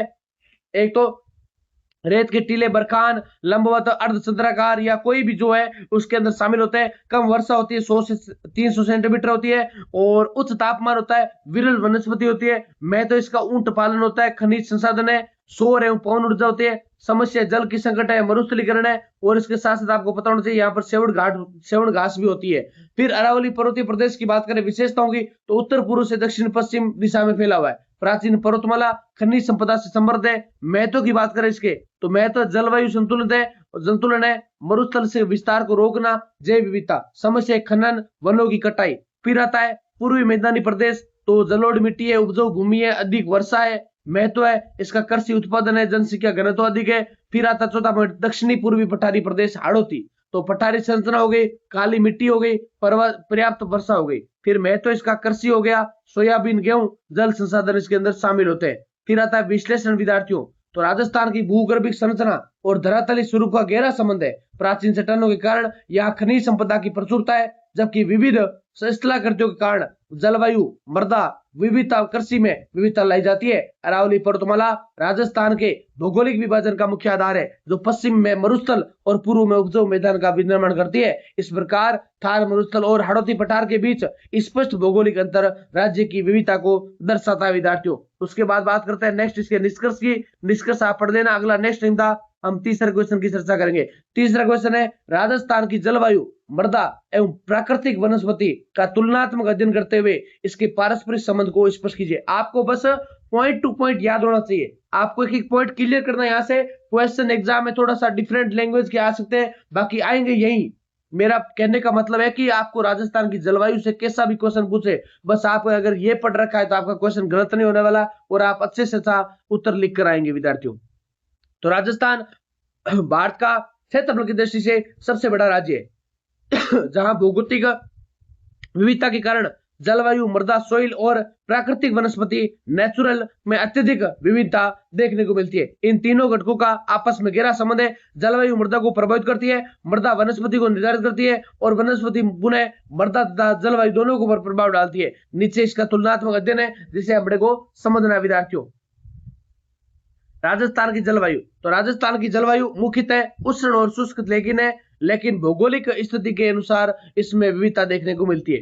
प्रमुख विशेषताएं, तापमान की बात करें तो ग्रीष्म ऋतु में 45 डिग्री सेल्सियस के ऊपर विशेषकर थार मरुस्थल में, जबकि शीत ऋतु में 5 डिग्री सेल्सियस तक गिरावट आती है। वर्षा पश्चिमी भाग में 100 से 300 है, जबकि पूर्वी भाग में 500 से 1000 मिलीमीटर अधिक भी देखने को मिलती है। हवा यहाँ पे शुष्क हवाएं भी है, कम आर्द्रता वाली है, लू भी चलती है, सामान्य भी चलती है। जलवायु के प्रकार, तो मरुस्थलीय जलवायु जैसलमेर बाड़मेर में, अर्ध शुष्क जलवायु बीकानेर जोधपुर में, उप आर्द्र जलवायु उदयपुर कोटा में अंदर देखने को मिलती है। तो राजस्थान की मृदा की बात करें तो राजस्थान जलवायु और स्थलाकृति के अनुसार राजस्थान के विभिन्न प्रकार के मिट्टी पाई जाती है। और बात करें अगर इसकी मिट्टी के प्रकार की, तो पहला प्रकार है रेतीली मिट्टी। कैसी मिट्टी है? रेतीली मिट्टी। इसके अंदर आपको पश्चिमी राजस्थान मिलेगा, जल धारण क्षमता वाली है, उर्वरता कम होती है। लाल पीली मिट्टी की बात करें तो दक्षिणी पूर्वी क्षेत्र उदयपुर बांसवाड़ा, मध्यम उर्वरता। काली मृदा की बात करें तो कोटा झालावाड़ कपास के लिए उपयुक्त है। जलोढ़ मृदा, जलोढ़ मिट्टी पूर्वी राजस्थान, भरतपुर अलवर अत्यधिक उपजाऊ है। और लवणीय क्षारीय मृदा की बात करें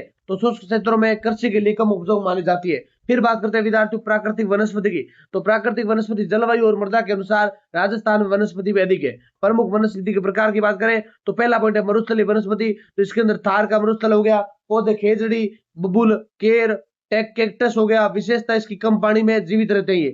शुष्क पर्णपाती वन की बात करें तो क्षेत्र है अरावली पर्वतमाला। अरावली पर्वतमाला के अंदर पेड़ हो गए ढोक का, ढाका, सालर का। मध्यम वर्षा होती है यहाँ पे।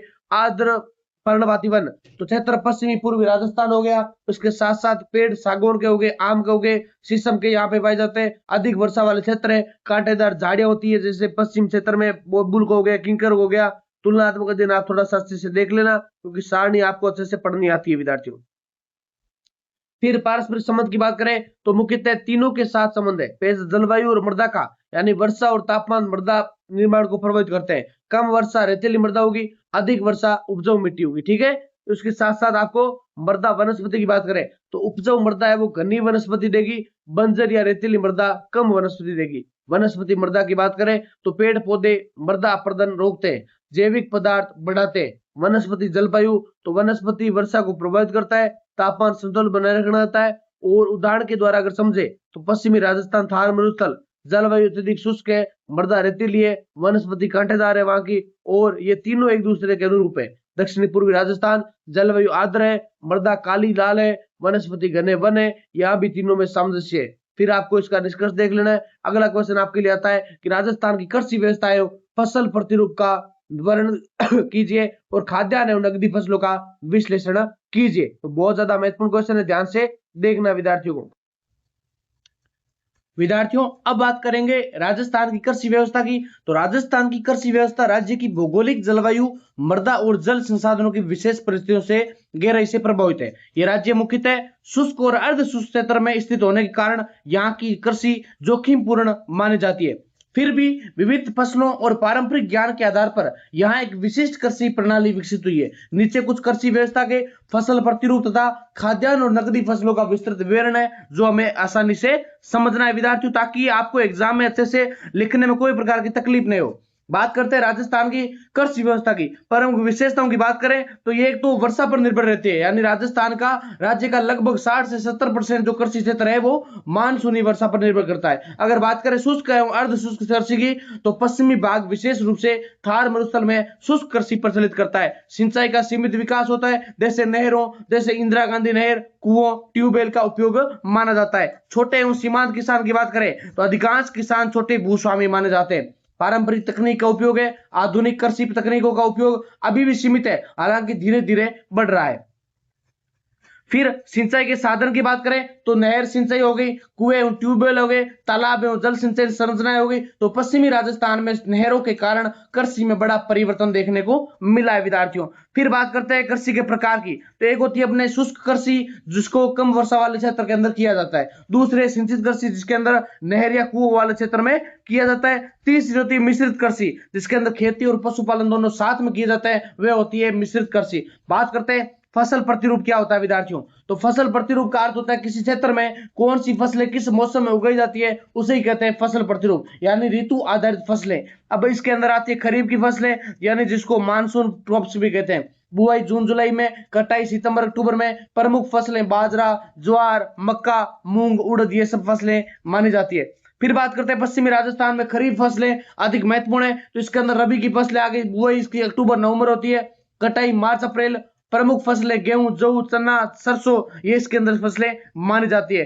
फिर बात करते हैं विद्यार्थियों जायद फसलों की, तो जायद फसलों के अंदर कौन सी आती है, जायद फसलों के अंदर आपको पता होना चाहिए बुआई होती है इनकी मार्च से अप्रैल के मध्य, कटाई होती है जून के मध्य, तरबूज हो गया, खरबूज हो गया, सब्जियां होगी, ये सब इसके अंदर शामिल होती है।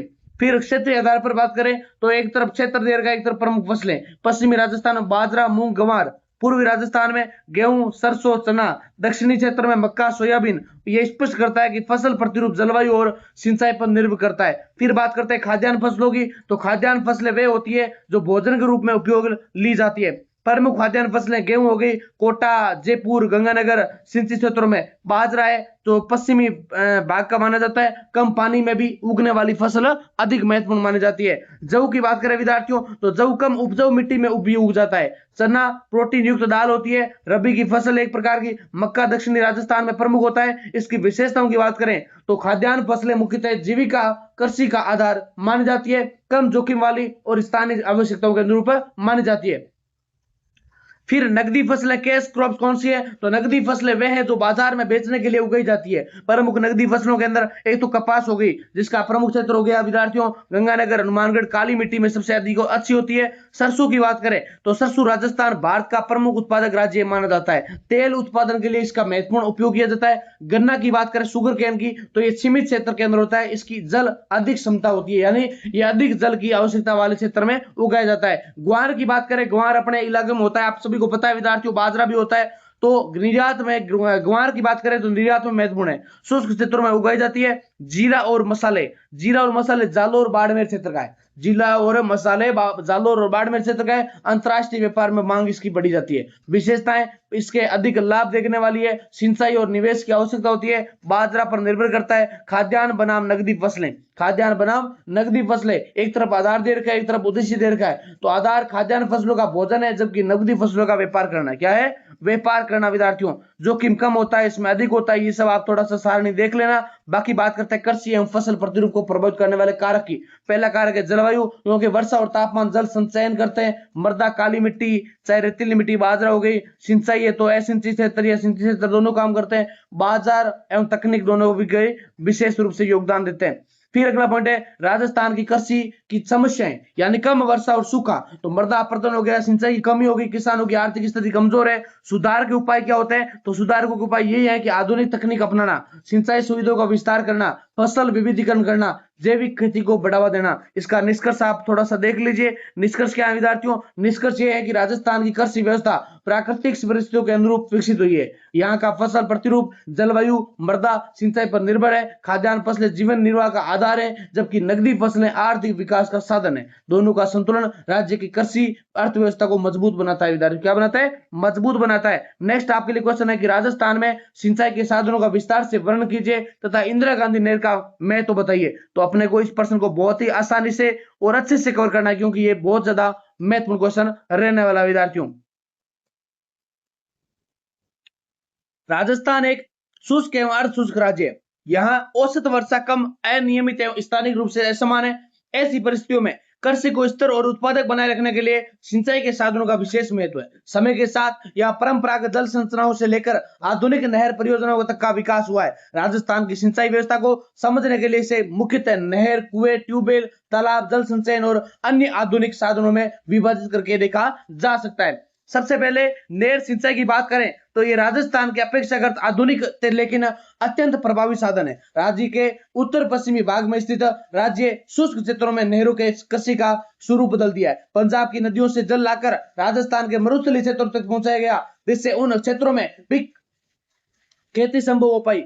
जहां पहले केवल चरागाह या बंजर भूमि थी, नहरों के माध्यम से बड़े क्षेत्रों में एक साथ सिंचाई की सुविधा उपलब्ध होती है, जिससे फसल उत्पादन और विविधता दोनों में वृद्धि हुई है। विद्यार्थियों, दूसरा प्रमुख साधन कुएं और ट्यूबवेल है, जो राजस्थान के अनेक भागों में परंपरागत रूप से उपयोगी हो रहे हैं। पूर्वी और दक्षिणी जिलों में यहाँ भूजल अपेक्षाकृत उपलब्ध है, वहां कुएं एवं ट्यूबवेल सिंचाई का मुख्य आधार माना जाता है। आधुनिक तकनीक के आने से डीजल और विद्युत चालित पंपों द्वारा ट्यूबवेलों का उपयोग बढ़ा है, जिससे किसानों को वर्ष भर सिंचाई करने की सुविधा मिलती है। हालांकि अत्यधिक दोहन के कारण कई क्षेत्रों में भूजल स्तर गिरने की समस्या भी उत्पन्न हुई है। राजस्थान की जल संस्कृति में तालाब, बावड़ी, कुंड, टांका, जोहड़ जैसे पारंपरिक जल संचयन साधनों का विशेष महत्वपूर्ण स्थान रहा है और ये संरचनाएं वर्षा जल को संचित करके धीरे धीरे उपयोग में लाने की व्यवस्था प्रदान करती है। विशेषकर ग्रामीण और मरुस्थलीय क्षेत्रों में साधन जीवन रेखा के समान मानी गई है। आज भी कई राजस्थानों पर इसका पुनर्जीवित किया जा रहा है, क्योंकि ये न केवल सिंचाई बल्कि पेयजल और भूजल पुनर्भरण के लिए भी आवश्यक मानी जाती है। विद्यार्थियों, फिर इसके अतिरिक्त आधुनिक समय में स्प्रिंकलर, फव्वारा और ड्रिप टपक सिंचाई प्रणाली का भी उपयोग बढ़ रहा है। विशेषकर जल की कमी वाले क्षेत्रों में ये तकनीकें जल की बचत करते हुए अधिक क्षेत्र को सिंचित करने में सक्षम है और सूक्ष्म सिंचाई के अंतर्गत मानी जाती है। सरकार द्वारा इन प्रणालियों को बढ़ावा देने के लिए विभिन्न योजनाएं चलाई जा रही है। अब यदि राजस्थान की सिंचाई व्यवस्था में सबसे महत्वपूर्ण परियोजना की बात की जाए तो वह इंदिरा गांधी नहर परियोजना है। ये भारत की सबसे बड़ी नहर परियोजना में से एक मानी जाती है, जिसका उद्देश्य पंजाब की सतलुज और व्यास नदियों को जल को राजस्थान के शुष्क क्षेत्रों तक पहुंचाना है। इस परियोजना का निर्माण 1958 में प्रारंभ हुआ और 2 चरणों में विकसित किया गया। इसका मुख्य भाग राजस्थान के गंगानगर, हनुमानगढ़, बीकानेर, जैसलमेर और बाड़मेर जिलों को सिंचाई सुविधा प्रदान करता है। इंदिरा गांधी नहर परियोजना का महत्व बहुआयामी है। सबसे पहले इसने मरुस्थलीय क्षेत्रों को उपजाऊ कृषि भूमि में परिवर्तित कर दिया। जहां ये केवल रेत के टीले थे, अब वे गेहूं, कपास, सरसों जैसी फसलें उगाई जा रही है। इससे न केवल खाद्यान्न उत्पादन बढ़ा है, बल्कि राज्य की कृषि अर्थव्यवस्था को भी मजबूती प्रदान हुई है। दूसरा, इस परियोजना ने हरित क्रांति के विस्तार में महत्वपूर्ण भूमिका निभाई है। विद्यार्थियों, क्योंकि सिंचाई की उपलब्धता से उच्च उत्पादकता वाली फसलों का विकास संभव हुआ है। इसके अतिरिक्त इस नहर के कारण जनसंख्या का पुनर्वास और नए शहरों का विकास भी देखने को मिलता है। गंगानगर और हनुमानगढ़ जैसे क्षेत्र आज कृषि के समृद्ध केंद्र बन गए हैं। इस परियोजना में रोजगार के अवसर बढ़ाए गए, पशुपालन को प्रोत्साहित किया गया और समग्र ग्रामीण विकास में योगदान दिया गया। साथ ही पेयजल की उपलब्धता में भी सुधार हुआ, जिससे जीवन स्तर बेहतर बनाया जा सका। हालांकि इस परियोजना के कुछ दुष्प्रभाव भी सामने आए, जैसे जल भराव, मृदा लवणता और पर्यावरणीय असंतुलन, लेकिन उचित प्रबंधन और वैज्ञानिक उपायों ने इन समस्याओं को नियंत्रित किया जा सकता है। विद्यार्थियों, नेक्स्ट आपके लिए कथन कहा जा सकता है कि राजस्थान में सिंचाई के विभिन्न साधनों, चाहे परंपरागत हो चाहे आधुनिक हो, न के राज्य की कृषि और अर्थव्यवस्था को स्थिरता प्रदान करे, बल्कि विशेष रूप से इंदिरा गांधी नहर परियोजना ने मरुस्थलीय क्षेत्र को हरित क्षेत्र में बदलकर एक ऐतिहासिक परिवर्तन प्रस्तुत किया है। इस परियोजना न केवल सिंचाई का साधन है, बल्कि राजस्थान के सामाजिक, आर्थिक और पर्यावरणीय विकास का आधार स्तंभ मानी जाती है। नेक्स्ट आपके लिए क्वेश्चन है कि राजस्थान में बंजर भूमि एवं मरुस्थलीय क्षेत्र विकास कार्यक्रम तथा पशुपालन एवं डेयरी विकास की भूमिका का विश्लेषण कीजिए। तो ये भी क्वेश्चन बहुत इंपॉर्टेंट है। आपको पूरा सिलेबस इस वीडियो के अंदर कवर करवा रहा हूं, बस आप सपोर्ट कीजिए।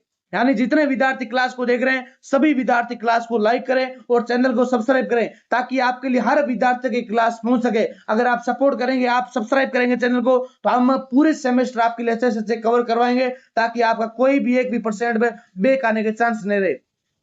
बात करें, राजस्थान का अधिकांश भाग शुष्क एवं अर्ध शुष्क जलवायु के अंतर्गत माना जाता है, जिसके कारण यहाँ बंजर भूमि और मरुस्थलीय क्षेत्र का विस्तार अधिक होता है। ऐसी परिस्थितियों में भूमि का उत्पादक उपयोग पर्यावरण संरक्षण, ग्रामीण आजीविका को सुदृढ़ करने के लिए विभिन्न विकास कार्यक्रम चलाए गए। साथ ही पशुपालन एवं डेयरी क्षेत्र राज्य की अर्थव्यवस्था में अत्यंत महत्वपूर्ण भूमिका निभाते हैं। नीचे इन पहलुओं का कुछ विस्तृत विश्लेषण दिया गया, जिसके अंदर पहला पॉइंट है राजस्थान में बंजर भूमि एवं मरुस्थलीय क्षेत्र स्थिति, यानी राजस्थान में कुल भूमि का एक बड़ा हिस्सा बंजर या कम उत्पादक है, विशेष रूप से थार मरुस्थल क्षेत्र में। यहाँ वर्षा अत्यंत कम होती है, 100 से 300 मिलीमीटर मानी जाती है। वर्षा रेतीली एवं पोषक तत्वों में कमी होती है, तेज हवाओं के कारण मृदा अपरदन भी होता है, जल की कमी भी होती है। इन कारणों से कृषि सीमित हो जाती है और भूमि बंजर बन जाती है विद्यार्थियों। फिर उसको बाद में आपको पता होना चाहिए कि बंजर भूमि विकास कार्यक्रम, बंजर भूमि विकास कार्यक्रम, इसका उद्देश्य क्या है? बंजर भूमि को उत्पादक बनाना, मृदा संरक्षण एवं जल संरक्षण करना,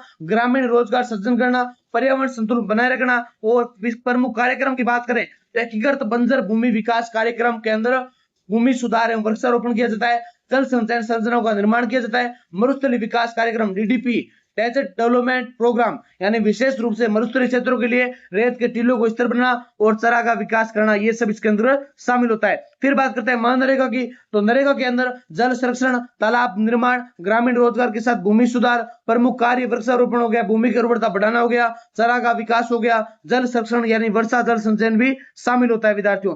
फिर मृदा संरक्षण, कटाव को रोकना, रेत स्थिरीकरण हो गया, पेड़ पौधों से टीलों को रोकना भी होता है। और मरुस्थलीय क्षेत्र विकास कार्यक्रम की बात करें तो मरुस्थलीय क्षेत्रों के विकास के लिए सरकार द्वारा विशेष योजना चलाई जाती है। इसके अंदर मरुस्थल के विकास विस्तार को रोकना, कृषि योग्य भूमि बढ़ाना, ग्रामीण जीवन स्तर सुधारना प्रमुख उपाय आते हैं। सूखा रोधी फसलें जैसे बाजरा, ग्वार, सिंचाई विस्तार, विशेषकर इंदिरा गांधी नहर हो गई, वृक्षारोपण एवं हरित पट्टी हो गई, जल संचयन तकनीक हो गई। इसके प्रभाव की बात करें तो कृषि क्षेत्र में वृद्धि हो गई, पशुपालन को बढ़ावा, पर्यावरण संरक्षण और रोजगार के अवसर इसके अंदर शामिल होते हैं। अगला पॉइंट है पशुपालन की भूमिका। तो राजस्थान में पशुपालन एक महत्वपूर्ण आर्थिक गतिविधि है, विशेष रूप से मरुस्थलीय क्षेत्रों में। प्रमुख पशु कौन से? गाय, भैंस, ऊंट, मरुस्थल का जहाज है, भेड़, बकरी, ये सब होते हैं। महत्वपूर्ण पॉइंट देखें तो आय का स्रोत है किसानों के लिए, रोजगार ग्रामीण क्षेत्रों में होती है, कृषि सहायक होता है, सूखा यानी फसल खराब होने पर पशुपालन सहारा भी देता है। तो विशेष तथ्य ये है कि राजस्थान भारत में ऊन उत्पादन में अग्रणी है और भेड़ पालन यहाँ व्यापक रूप से किया जाता है विद्यार्थियों। अगला प्रश्न है राजस्थान के ऊर्जा संसाधनों का वर्गीकरण करते हुए जल विद्युत, तापीय, सौर एवं पवन ऊर्जा का वर्णन कीजिए। विद्यार्थियों बहुत ही महत्वपूर्ण है, बीए 4th सेमेस्टर की जो हम क्लास लेकर आ रहे हैं राजस्थान जियोग्राफी की, बस आप इस क्लास को देखते रहिए। बाकी आपके लिए पूरी की पूरी क्लासेस लगा रखी है, आपके लिए एक सेमेस्टर प्रणाली के आधार पर, यानी जो भी सिलेबस है उसके आधार पर तैयार की गई है और उसकी एक प्लेलिस्ट बनी हुई है। कोर्स के माध्यम से भी आपको समझा रखा है कि उसके अंदर जियोग्राफी की, राजस्थान हिस्ट्री की क्लास या और भी जो सिलेबस लगता है आपके लिए, समाज शास्त्र है, पब्लिक की है, इंग्लिश की क्लास है और हिंदी लिटरेचर, सारी क्लासेज आपके लिए पॉलिटिकल की लगा रखी है। बस आप कंटिन्यू जो भी आपके सब्जेक्ट है आप उन सब की क्लासेस देखें ताकि आपका एक पूरा का पूरा मेंटेनेंस तैयार हो सके, आपको पता चले कि हाँ हमारी तैयारी सबसे बेस्ट है विद्यार्थियों। और जो भी क्लासेस देख के जाएगा, कहीं ना कहीं नहीं देखने वाले विद्यार्थियों से आप एक कदम आगे जरूर रहेगा, ये मेरा वादा है विद्यार्थियों। राजस्थान भारत का एक विशाल एवं भौगोलिक दृष्टि से विविधतापूर्ण राज्य है। यहाँ ऊर्जा संसाधनों का विशेष महत्व है। राज्य में ऊर्जा की बढ़ती मांग को पूरा करने के लिए पारंपरिक तथा अपारंपरिक दोनों प्रकार के ऊर्जा स्रोतों का उपयोग किया जाता है। राजस्थान में ऊर्जा संसाधनों का वर्गीकरण मुख्यतः 2 भागों में किया जाता है, पहला परंपरागत और दूसरा अपरंपरागत। फिर परंपरागत स्रोत के अंदर कोयला, पेट्रोलियम, प्राकृतिक गैस, तापीय और जल विद्युत ऊर्जा शामिल होती है, जबकि अपरंपरागत के अंदर सौर ऊर्जा, पवन ऊर्जा, बायोगैस और परमाणु ऊर्जा को रखा जाता है। राजस्थान की भौगोलिक परिस्थितियों विशेष रूप से सौर और पवन ऊर्जा के विकास के लिए अत्यंत अनुकूल है, जिसके कारण यह राज्य अक्षय ऊर्जा के क्षेत्र में अग्रणी बनता जा रहा है विद्यार्थियों। फिर सबसे पहले यदि जल विद्युत ऊर्जा की बात करें तो राजस्थान में जल विद्युत संसाधनों की सीमितता के कारण इसका विकास अपेक्षाकृत कम हुआ है। राज्य मुख्यतः शुष्क एवं अर्ध शुष्क जलवायु वाला है, यहाँ स्थायी नदियों का अभाव है, फिर भी कुछ प्रमुख अधिकार परियोजनाओं के माध्यम से जल विद्युत उत्पादन किया जाता है। चंबल नदी पर बने बांध जैसे गांधी सागर, राणा प्रताप सागर और जवाहर सागर परियोजनाएं जल विद्युत उत्पादन के महत्वपूर्ण स्रोत मानी जाती है। इन परियोजनाओं के माध्यम से न केवल बिजली उत्पादन होता है बल्कि सिंचाई एवं पेयजल की व्यवस्था भी की जाती है। जल विद्युत ऊर्जा स्वच्छ और पर्यावरण के अनुकूल माना जाता है, परंतु राजस्थान में जल विद्युत की कमी इसकी सीमितता का मुख्य कारण देखी जा सकती है। फिर तापीय ऊर्जा की बात करें तो तापीय ऊर्जा राजस्थान की ऊर्जा व्यवस्था का प्रमुख आधार है। राज्य में कोयला आधारित तापीय विद्युत संयंत्रों की संख्या अधिक मानी जाती है, क्योंकि यहाँ बिजली की मांग को पूरा करने के लिए ये विशेष रूप से सबसे विश्वसनीय माना जाता है। कोटा सुपर थर्मल पावर सबसे स्टेशन और सूरतगढ़ और सुपर थर्मल पावर स्टेशन तथा साबा थर्मल पावर प्लांट जैसे प्रमुख संयंत्र राज्य की ऊर्जा उत्पादन में महत्वपूर्ण भूमिका निभाते हैं। कोयला मुख्यतः अन्य राज्यों से आयात किया जाता है, क्योंकि राजस्थान में कोयले के भंडार भी लिमिट है यानी सीमित है। तापीय ऊर्जा का ये लाभ है कि यह निरंतर और बड़े पैमाने पर बिजली उत्पादन करने में सक्षम होता है, लेकिन इसके कारण वायु प्रदूषण और पर्यावरणीय समस्या भी उत्पन्न होती है। इसके बावजूद वर्तमान में ये राज्य की ऊर्जा आपूर्ति का सबसे बड़ा स्रोत माना जाता है। फिर सौर ऊर्जा के क्षेत्र में राजस्थान देश अग्रणी राज्य बन गया है। यहाँ वर्ष भर सूर्य का प्रकाश प्रचुर मात्रा में देखा जाता है, क्योंकि राजस्थान में अगर सूर्य नहीं निकलेगा तो किसी राज्य में नहीं निकलने के चांस रहते हैं। यानी राजस्थान के अंदर गर्मी इतनी भयंकर होती है, इतनी प्रचुर मात्रा में होती है कि जिससे सौर ऊर्जा उत्पादन की अपार संभावनाएं बढ़ जाती है। थार मरुस्थल क्षेत्र विशेष रूप से सौर ऊर्जा के लिए उपयुक्त माना जाता है। जैसलमेर, बाड़मेर, बीकानेर, जोधपुर जैसे जिलों में बड़े पैमाने पर सौर ऊर्जा परियोजना स्थापित की गई है। बड़ला सोलर पार्क जो विश्व के सबसे बड़े सौर पार्कों में एक माना जाता है, राजस्थान की सौर क्षमता का उत्कृष्ट उदाहरण देखने को मिलता है। सौर ऊर्जा न केवल स्वच्छ और अक्षय ऊर्जा है बल्कि ये पर्यावरण के लिए सुरक्षित भी मानी जाती है। सरकार द्वारा विभिन्न नीतियां योजनाएं चलाकर, चाहे आप सोलर प्लांट लगाकर या घर पर रूफ ऑन स्टॉप, ये भी एक कई प्रकार की योजनाएं प्रधानमंत्री चलाई जा रही है, जिसके अंदर सब्सिडी दी जाती है। आपको उस आधार पर बिजली भी खपत मिलती है, तो आप ये कर सकते हैं। फिर सरकार द्वारा विभिन्न नीतियां होगी, योजनाएं होगी, उसके माध्यम से सौर ऊर्जा को बढ़ावा दिया जा रहा है, जिससे राज्य ऊर्जा आत्मनिर्भरता की ओर बढ़ रहा है विद्यार्थियों। फिर पवन ऊर्जा राजस्थान की तेजी से विकसित हो रही है। राज्य के पश्चिमी भागों विशेष रूप से जैसलमेर, बाड़मेर, जोधपुर क्षेत्रों में तेज हवाएं चलती है जो पवन ऊर्जा उत्पादन के लिए अनुकूल मानी जाती है। जैसलमेर क्षेत्र में अनेक पवन ऊर्जा परियोजनाएं स्थापित हो रही है, जहां बड़े बड़े पवन चक्कियां के माध्यम से विंड टर्बाइन्स के माध्यम से बिजली उत्पन्न की जाती है। पवन ऊर्जा का सबसे बड़ा लाभ यह है कि पूरी तरह से स्वच्छ और नवीकरणीय स्रोत है, जिससे प्रदूषण नहीं होता है। हालांकि इसकी सीमा होती है कि यह हवा की गति पर निर्भर रहती है, जिससे उत्पादन में अनिश्चितता बनी रहती है। ऊर्जा संसाधनों के इस समग्र विश्लेषण से राजस्थान में ऊर्जा के विविध स्रोत उपलब्ध होते हैं, जिनका संतुलित उपयोग राज्य के विकास के लिए अत्यंत आवश्यक होता है। जहां एक और तापीय ऊर्जा से वर्तमान में ऊर्जा आपूर्ति की रीढ़ बनी है, वहीं दूसरी ओर पवन ऊर्जा और सौर ऊर्जा भविष्य की आशा के रूप में उभर कर रही है। जल विद्युत ऊर्जा की सीमाओं के बावजूद उसका अपना अपनत्व है, महत्व है। राज्य सरकार द्वारा अक्षय ऊर्जा को बढ़ावा देने के लिए विभिन्न नीतियां लागू की जा रही है, जिससे न केवल पर्यावरण संरक्षण हो रहा है बल्कि आर्थिक विकास भी सुनिश्चित हो रहा है। विद्यार्थियों, अंततः कहा जा सकता है कि राजस्थान ऊर्जा संसाधनों के क्षेत्र में एक महत्वपूर्ण स्थान रखता है। यहाँ की भौगोलिक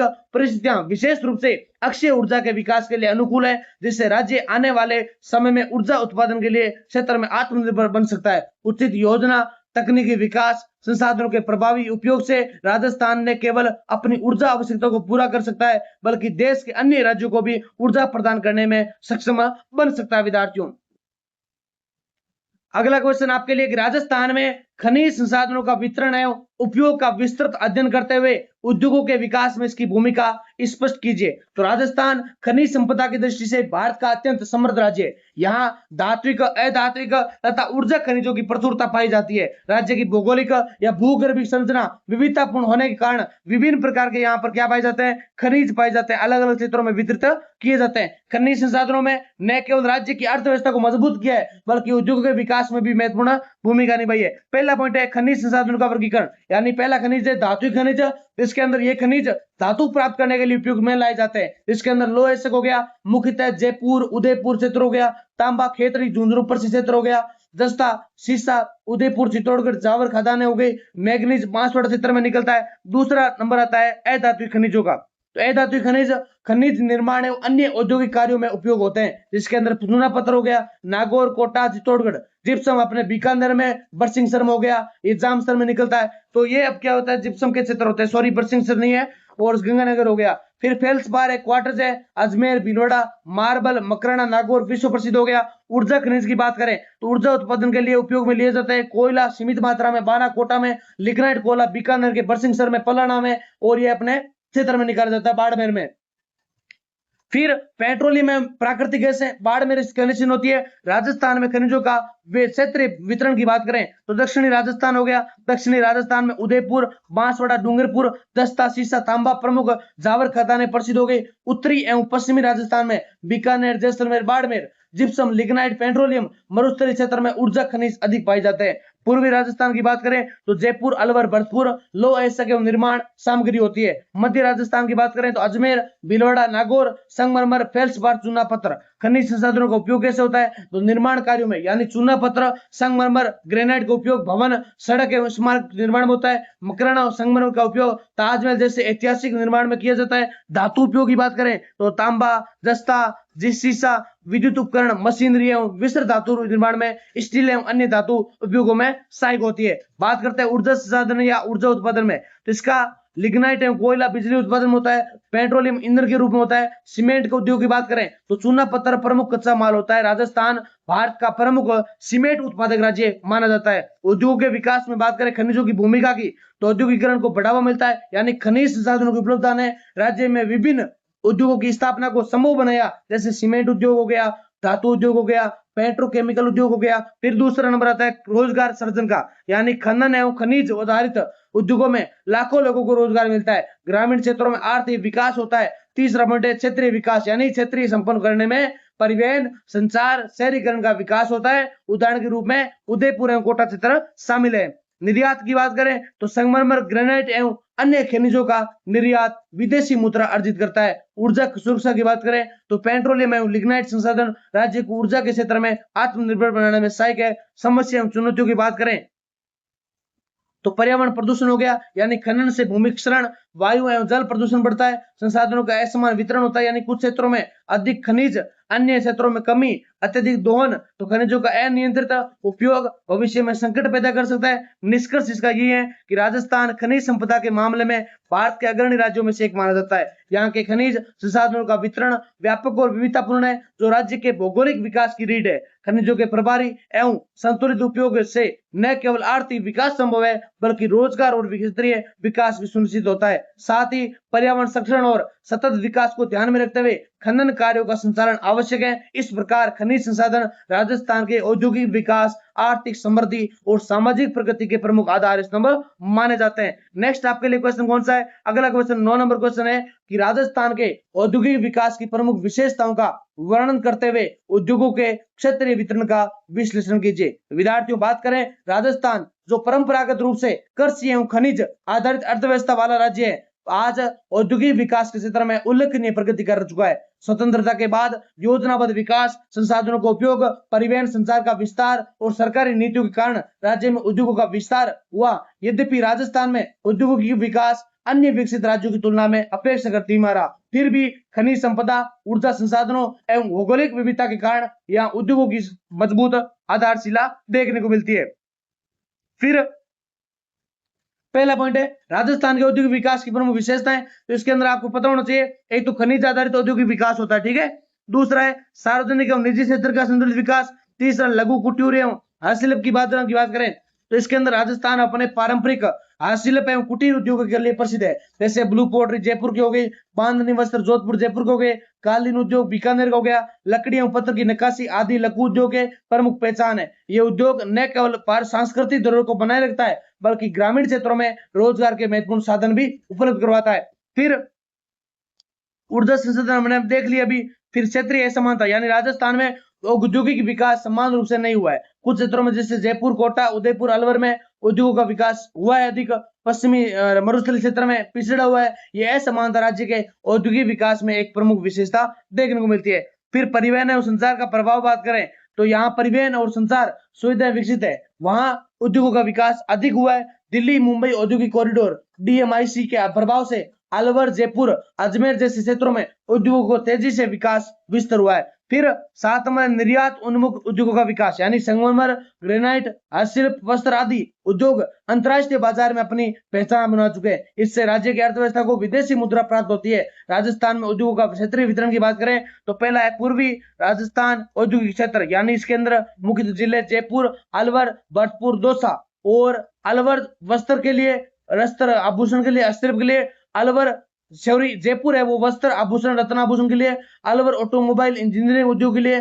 कारण है दिल्ली के निकटता है, बेहतर परिवहन है, बाजार उपलब्धता है। फिर दूसरा पॉइंट है दक्षिणी राजस्थान औद्योगिक क्षेत्र, यानी मुख्य जिले कौन से आ गए, उदयपुर, चित्तौड़गढ़, बांसवाड़ा। इसमें क्या होता है, शीशा, जस्ता, तांबा आधारित उद्योग होते हैं। सीमेंट उद्योग का विकास है क्योंकि खनिज संसाधनों की प्रचुरता है, मुख्य कारण इसका ये है। फिर तीसरा पॉइंट है मध्य राजस्थान औद्योगिक क्षेत्र, तो मुख्य जिले हो गए अजमेर, भीलवाड़ा, नागौर। वस्त्र उद्योग भीलवाड़ा हो गए, टेक्सटाइल सिटी हो गई, संगमरमर पत्थर उद्योग हो गई, खनिजों की उपलब्धता होगी नागौर में। फिर चौथा पॉइंट है पश्चिमी राजस्थान औद्योगिक क्षेत्र, यानी मुख्य जिले कौन से, जोधपुर, बीकानेर, बाड़मेर, जैसलमेर। हस्तशिल्प पे लकड़ी का काम होता है, जैसे अपने नागौर में अपने बू गांव हो गया, यहाँ पे लकड़ी के घोड़े बनाए जाते हैं या खिलौने बनाए जाते हैं। ऊन उद्योग हो गया, पेट्रोलियम बाड़मेर हो गया, ऊर्जा आधारित उद्योग हो गए। मरुस्थलीय क्षेत्र होने के कारण सीमित औद्योगिक विकास संभव माना जाता है। कोटा औद्योगिक क्षेत्र की बात करें तो उर्वरक, रसायन, इंजीनियरिंग उद्योग है। Kota super thermal power station के कारण ऊर्जा उपलब्धता चंबल नदी से जल संसाधन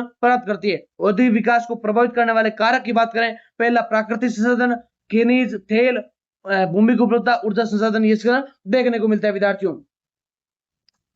अगला प्रश्न है विद्यार्थियों, 11 नंबर, राजस्थान की जनसंख्या संरचना ग्रामीण नगरीय व्यवसायिक साक्षरता का वर्णन करते हुए जनजातियों भील गरासिया की विशेषताएं बताइए। तो ये क्वेश्चन बहुत इंपॉर्टेंट है, आपको पूरा का पूरा ध्यान से समझना है, एक पॉइंट आपको यहां से। तो राजस्थान की जनसंख्या संरचना बहुआयामी है, जिसमें ग्रामीण नगरीय वितरण, व्यवसायिक संरचना तथा साक्षरता स्तर प्रमुख घटक है। राज्य की भौगोलिक परिस्थितियां, ऐतिहासिक पृष्ठभूमि, सामाजिक संरचना और आर्थिक गतिविधियां मिलकर इसकी जनसंख्या के स्वरूप को निर्धारित करती है। इसके साथ ही राजस्थान में अनेक जनजातियां निवास करती है, जिसमें भील और गरासिया विशेष रूप से महत्वपूर्ण है। इन जनजातियों की जीवन शैली, संस्कृति और आर्थिक गतिविधियां राज्य की सामाजिक विविधता को दर्शाती है। पहला पॉइंट है ग्रामीण नगरीय जनसंख्या संरचना, यानी स्ट्रक्चर कौन सा कैसा है। तो मुख्य पॉइंट है राजस्थान में ग्रामीण जनसंख्या का प्रतिशत अधिक है, नगरीकरण की गति अपेक्षाकृत धीमी है। शहरी क्षेत्रों में उद्योग, व्यापार एवं सेवाएं केंद्रित होती है, ग्रामीण क्षेत्रों में कृषि आधारित जीवन वर्णन होता है।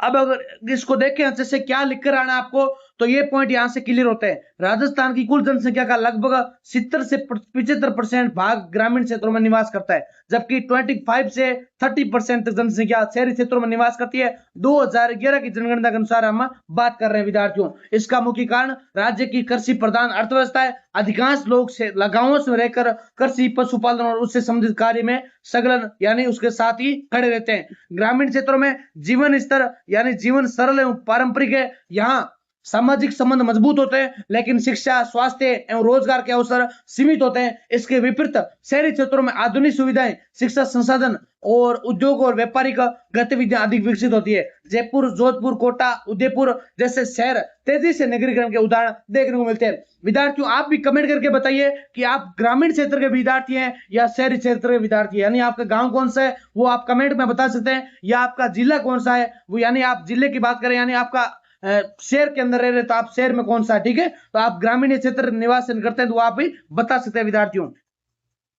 उसके साथ ही में हाल ही के वर्षों में औद्योगिकरण, शिक्षा और रोजगार के अवसरों के कारण ग्रामीण से शहरी क्षेत्रों की ओर पलायन बढ़ा है, जिससे नगरीकरण की गति में वृद्धि हो रही है। व्यवसायिक संरचना की बात करें तो प्राथमिक क्षेत्र कृषि एवं पशुपालन का प्रभुत्व करता है, यानी जो प्राथमिक क्षेत्र होता है वो कृषि और पशुपालन का प्रभुत्व करता है। द्वितीय क्षेत्र उद्योग का सीमित विकास करता है। तृतीय क्षेत्र सेवाएं में धीरे धीरे वृद्धि करता है।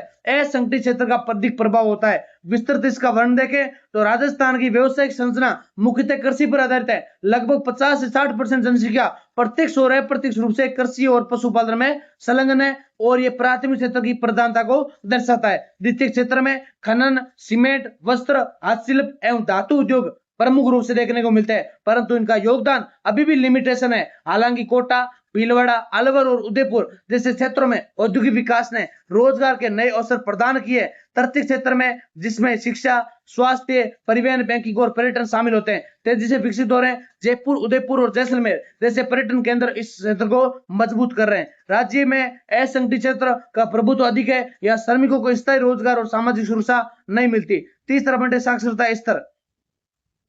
तो कुल छात्र साक्षरता दर राष्ट्रीय औसत से कम 2011 में लगभग 66% है, यानी पुरुष साक्षरता अधिक है, महिला कम है। ग्रामीण शहरी साक्षरता में अंतर है। शिक्षा के प्रति जागरूकता में वृद्धि देखने को मिल रही है। अगर बात करें तो राजस्थान में साक्षरता दर धीरे धीरे बढ़ रही है, लेकिन अभी भी राष्ट्रीय औसत से कम है। 2011 के अनुसार राज्य की साक्षरता दर लगभग 66% थी, जिसमें पुरुष साक्षरता दर 79% और महिला का लगभग 52% माना जाता है। ग्रामीण क्षेत्रों में साक्षरता का स्तर कम है, विशेषकर महिलाओं में। इसका कारण है सामाजिक रूढ़ियां, पुरानी धारणाएं, प्राचीन जो रीति रिवाज है या जो भी मनगढ़ंत कहानियां हैं, उसके आधार पर आर्थिक गतिविधियां और शिक्षा सुविधाओं की कमी देखने को मिलती है। शहरी क्षेत्रों में शिक्षा का स्तर अपेक्षाकृत अधिक है, क्योंकि वहां विद्यालय, महाविद्यालय और अन्य संसाधन उपलब्ध देखने को मिलते हैं।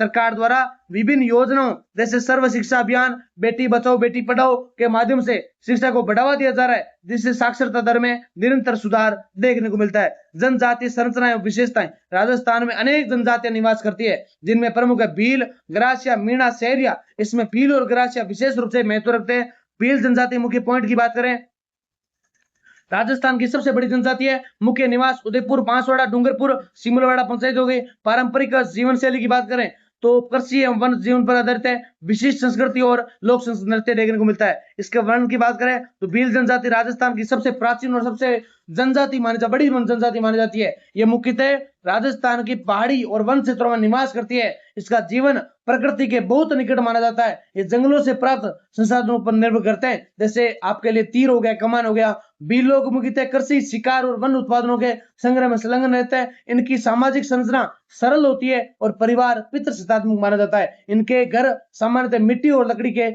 बने हुए होते हैं। फिर संस्कृति की दृष्टि से देखा जाए तो भील जनजाति अत्यंत समृद्ध है। इसके लोक नृत्य जैसे गैर नृत्य हो गए, गवरी नृत्य हो गया, त्योहार हो गए, होली, दिवाली विशेष रूप से मनाए जाते हैं। ये लोग रंग बिरंगे वस्त्र पहनते हैं और आभूषणों का विशेष महत्व रखते हैं। विद्यार्थियों, आपको क्लास कैसी लग रही है कमेंट के अंदर जरूर बताते रहे। आप अगर बोर हो रहे हैं तो भी हमें बताएं, क्योंकि क्लास को एक साथ देखना भी जरूरी नहीं है। अगर आपका पेपर कल ही है तो आप एक साथ पूरी क्लास को महामैराथन देखें, वरना आप आज अगर बहुत दिन पहले देख रहे हैं तो थोड़ा पार्ट में बांट कर देखिए, ताकि लघुतरात्मक क्वेश्चन एक देख लिए, बड़े वाले 5 क्वेश्चन एक दिन तैयार कर लिए, बड़े वाले यानी 3 दिनों के अंदर पूरी क्लास को अच्छे से रीड करें, अच्छे से देखें उसको, ताकि आपका पूरा का पूरा सिलेबस यहाँ से कवर हो जाए। वरना अगर पेपर के दिन देख रहे हैं या पेपर से जस्ट पहले देख रहे हैं तो पूरी क्लास अच्छे से मन लगा के सुन लीजिए, आपको पूरी याद हो जाएगा। ग्रासीय संस्कृति की बात करें, मुख्य निवास सिरोही, पाली, उदयपुर। स्वतंत्र है, विशिष्ट सामाजिक परंपराएं, कृषि एवं पशुपालन प्रमुख व्यवसाय है, विवाह की अनूठी परंपराएं, सांस्कृतिक विविधता भी देखने को मिलती है। तो ग्रासीय जनजाति मुख्यतः अरावली पर्वतमाला के क्षेत्रों में निवास करती है। ये लोग स्वतंत्र स्वभाव के होते हैं, अपनी विशिष्ट सामाजिक परंपराओं के लिए प्रसिद्ध होते हैं। इनका मुख्य व्यवसाय कृषि और पशुपालन है। ये लोग छोटे छोटे खेतों में खेती करते हैं और पशुपालन के माध्यम से अपनी आजीविका चलाते हैं। ग्रासीय समाज की एक विशेषता उनकी विवाह प्रणाली है, जिसमें दापा या सहमति से विवाह की परंपरा देखने को मिलती है। इसके त्योहार, गैर और त्योहार, नृत्य और गीत इनके सांस्कृतिक जीवन को समृद्ध बनाते हैं। इनकी वेशभूषा, सामाजिक आभूषण की विशिष्ट होते हैं, जिनकी पहचान को अलग बनाते हैं। विद्यार्थियों, जनसंख्या संरचना का समग्र विश्लेषण की बात करें तो ग्रामीण प्रधान जनसंख्या ये कृषि आधारित अर्थव्यवस्था है। साक्षरता में सुधार, लेकिन लैंगिक अंतर होता है। जनजातीय विविधता, नगरीकरण में वृद्धि देखने को मिलती है। फिर राजस्थान की जनसंख्या संरचना यह दर्शाती है कि राज्य अभी भी विकासशील अवस्था में। ग्रामीण क्षेत्रों की अधिकता, कृषि पर निर्भरता तथा शिक्षा में असमानता इसके प्रमुख लक्षण है। जनजातीय समुदाय राज्य की सांस्कृतिक धरोहर को समृद्ध बनाते हैं, लेकिन उन्हें शिक्षा, स्वास्थ्य और आर्थिक विकास की दिशा में अधिक सहयोग की आवश्यकता मानी जाती है। अगला क्वेश्चन है, राजस्थान के मरुस्थलीय प्रदेश थार मरुस्थल के विस्तृत अध्ययन करते हुए उसकी विशेषताओं का वर्णन कीजिए। विद्यार्थियों, तो राजस्थान का मरुस्थलीय प्रदेश जिसे कहा जाता है, यानी भारत के उत्तर पश्चिमी भाग में विस्तृत एक विशाल शुष्क क्षेत्र है, और यह मरुस्थल न केवल भारत बल्कि विश्व के प्रमुख मरुस्थलों में से एक माना जाता है। इसका अधिकांश भाग राजस्थान के पश्चिमी जिलों जैसे जैसलमेर, बाड़मेर, बीकानेर, जोधपुर में फैला हुआ है, जबकि इसका कुछ भाग पाकिस्तान में भी विस्तृत है। थार मरुस्थल की भौगोलिक, जलवायु, जैविक और सामाजिक विशेषताएं इसे अत्यंत विशिष्ट बनाती है विद्यार्थियों। इसकी स्थिति की और विस्तार की बात करें तो थार मरुस्थल का विस्तार लगभग 2 लाख वर्ग किलोमीटर क्षेत्र में फैला हुआ है, जिसमें से लगभग 85% भाग भारत में तथा शेष पाकिस्तान में स्थित है। भारत में इसका अधिकांश भाग राजस्थान में आता है, पश्चिम में पाकिस्तान, पूर्व में, उत्तर में पंजाब, हरियाणा, दक्षिण में कच्छ का रण माना जाता है। अरावली पर्वतमाला इस मरुस्थल की प्राकृतिक सीमा बनाती है और इसके पूर्वी भाग को अपेक्षाकृत अधिक वर्षा प्राप्त होती है। फिर दूसरा पॉइंट है भौतिक संरचना स्थलाकृति, यानी क्या है तो बालू के टीले हो गए, समतल एवं लहरदार भूमि होगी, शुष्क नदी घाटियां होगी, पलाया झीलें होगी। विस्तृत वर्णन की बात करें तो थार मरुस्थल का धरातल मुख्यतः रेतीला है, जब विभिन्न प्रकार के बालू के टीले पाए जाते हैं, जैसे लंबवत, अर्धचंद्राकार, बरखान हो गए, स्थायी टीले हो गए। जैसलमेर क्षेत्र में विशाल और सक्रिय टीले पाए जाते हैं। यहाँ कुछ आंतरिक जल निकासी वाले क्षेत्र भी देखते हैं, जहां पर वर्षा का जल एकत्रित होकर अस्थायी झीलों का निर्माण करता है, जिसे प्लाया झील कहते हैं। जिसे क्या बोलते हैं? प्लाया झील बोलते हैं। जैसे सांबर डीडवाना क्षेत्र झीलें होती है ना, वैसे प्लाया झीलें जैसलमेर में पाई जाती है। फिर इसकी जलवायु कैसी है तो जलवायु की विशेषता है, एक तो अत्यंत शुष्क और गर्म है, वर्षा की अधिकतम अत्यधिक कमी है, तापमान में तीव्र अंतर देखने को मिलता है, धूल भरी आंधियां चलती है। विस्तृत वर्णन की बात करें तो धार मरुस्थल की जलवायु अत्यंत कठोर होती है। यहाँ की वार्षिक वर्षा 10 से 40 सेंटीमीटर के बीच होती है, जो अनिश्चित और असमान होती है। गर्मियों में तापमान 45 डिग्री सेल्सियस से ऊपर चला जाता है, जबकि सर्दियों में 5 डिग्री सेल्सियस या इससे नीचे भी गिर सकता है। दिन और रात के तापमान में अत्यधिक अंतर इसकी विशेषता है। गर्मियों में चलने वाली धूल भरी आंधियां लू जीवन को कठिन बना देती है। और चौथा पॉइंट है जल संसाधन वाटर रिसोर्स, यानी मुख्य पॉइंट है इसका सतही जल का अभाव होना, भूमिगत जल का खारा होना, कृत्रिम सिंचाई का महत्व।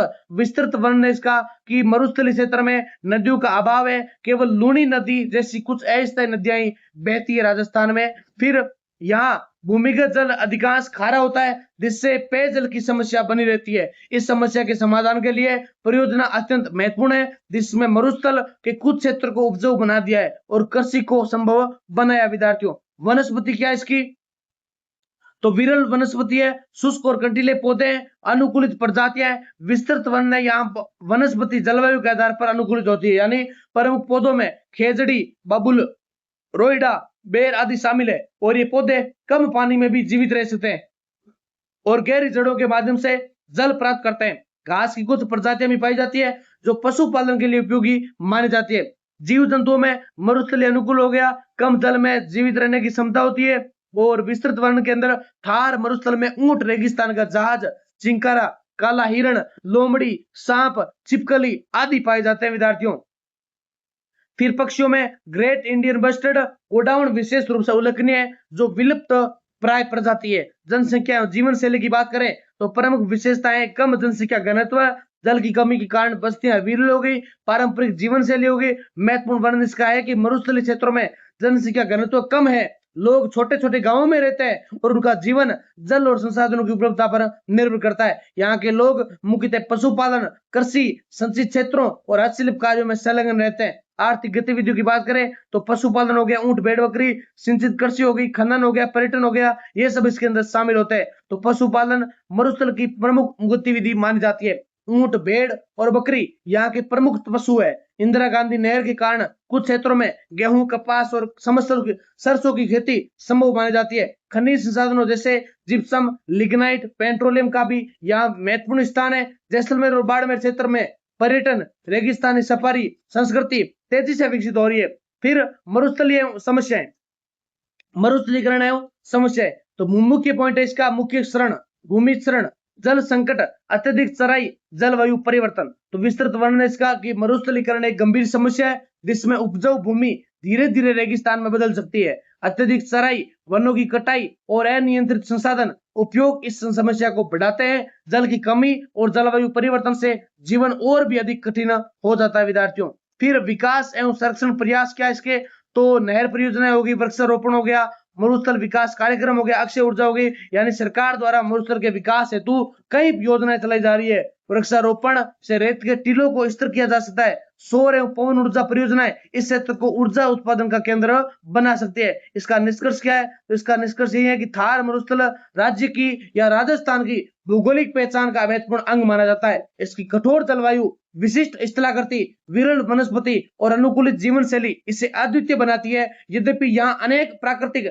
चुनौतियां हैं, फिर भी आधुनिक तकनीक, सिंचाई परियोजनाओं और सरकारी प्रयासों से इस क्षेत्र का विकास संभव हो रहा है। भविष्य में सतत विकास, जल संरक्षण और पर्यावरण संतुलन को ध्यान में रखते हुए यदि योजनाबद्ध विकास किए जाएं तो थार मरुस्थल न केवल राजस्थान बल्कि पूरे देश के लिए आर्थिक एवं पर्यावरण दृष्टि से अत्यंत महत्वपूर्ण क्षेत्र सिद्ध हो सकता है विद्यार्थियों। फिर अगला प्रश्न है, अरावली पर्वतमाला के भौगोलिक महत्व एवं संसाधनों का विश्लेषण कीजिए तथा इसके पर्यावरणीय महत्व को स्पष्ट कीजिए। तो ये क्वेश्चन भी बहुत इंपॉर्टेंट है।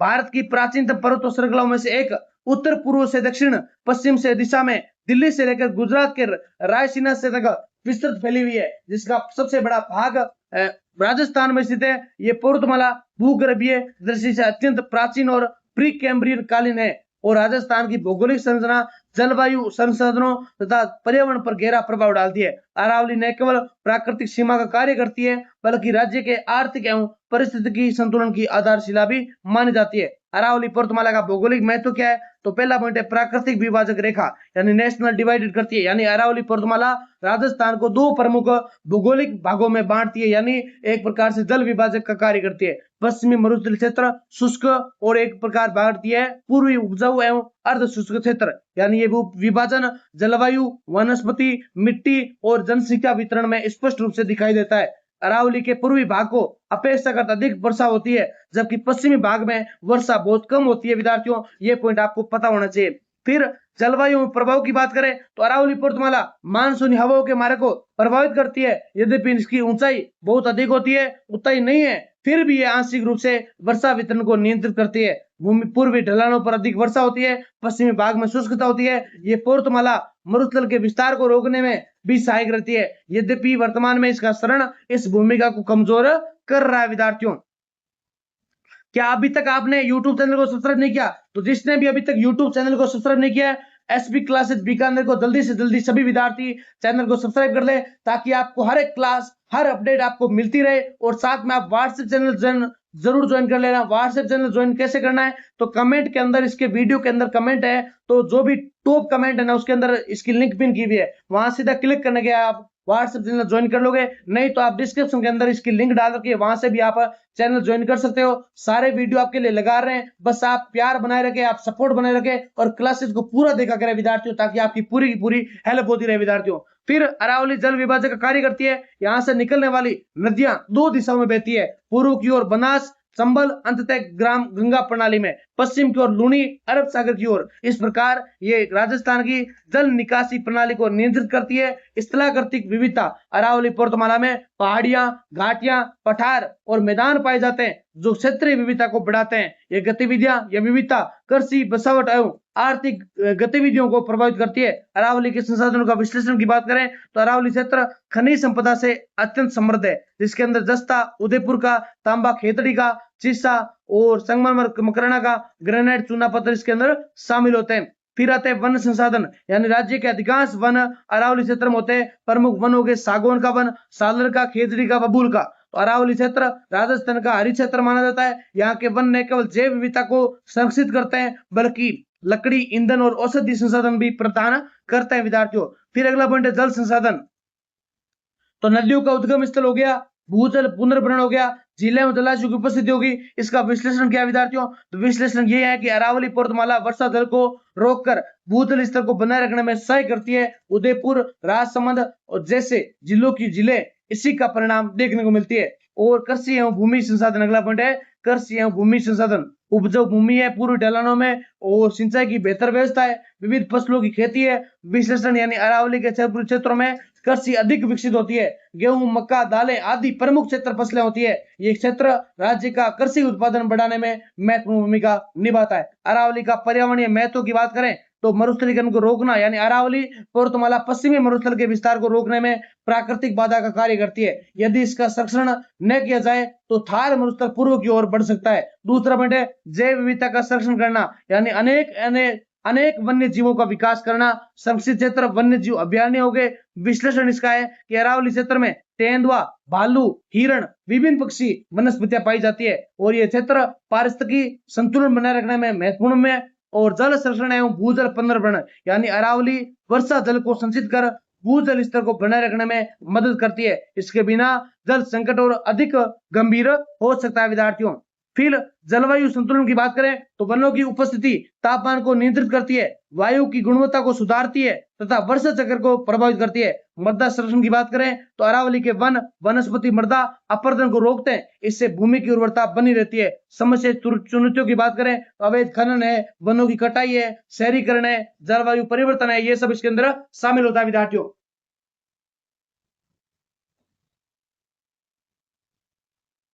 फिर आपको सीधा बताता हूं संरक्षण के उपाय की बात करें तो वृक्षारोपण है, पुनर्जीवन हो गया और खनन पर नियंत्रण हो गया, पर्यावरणीय कानूनों का पालन हो गया, जन जागरूकता हो गया। इसके अंदर आपको ध्यान होना चाहिए। निष्कर्ष आप अच्छे से पढ़ लेना थोड़ा सा।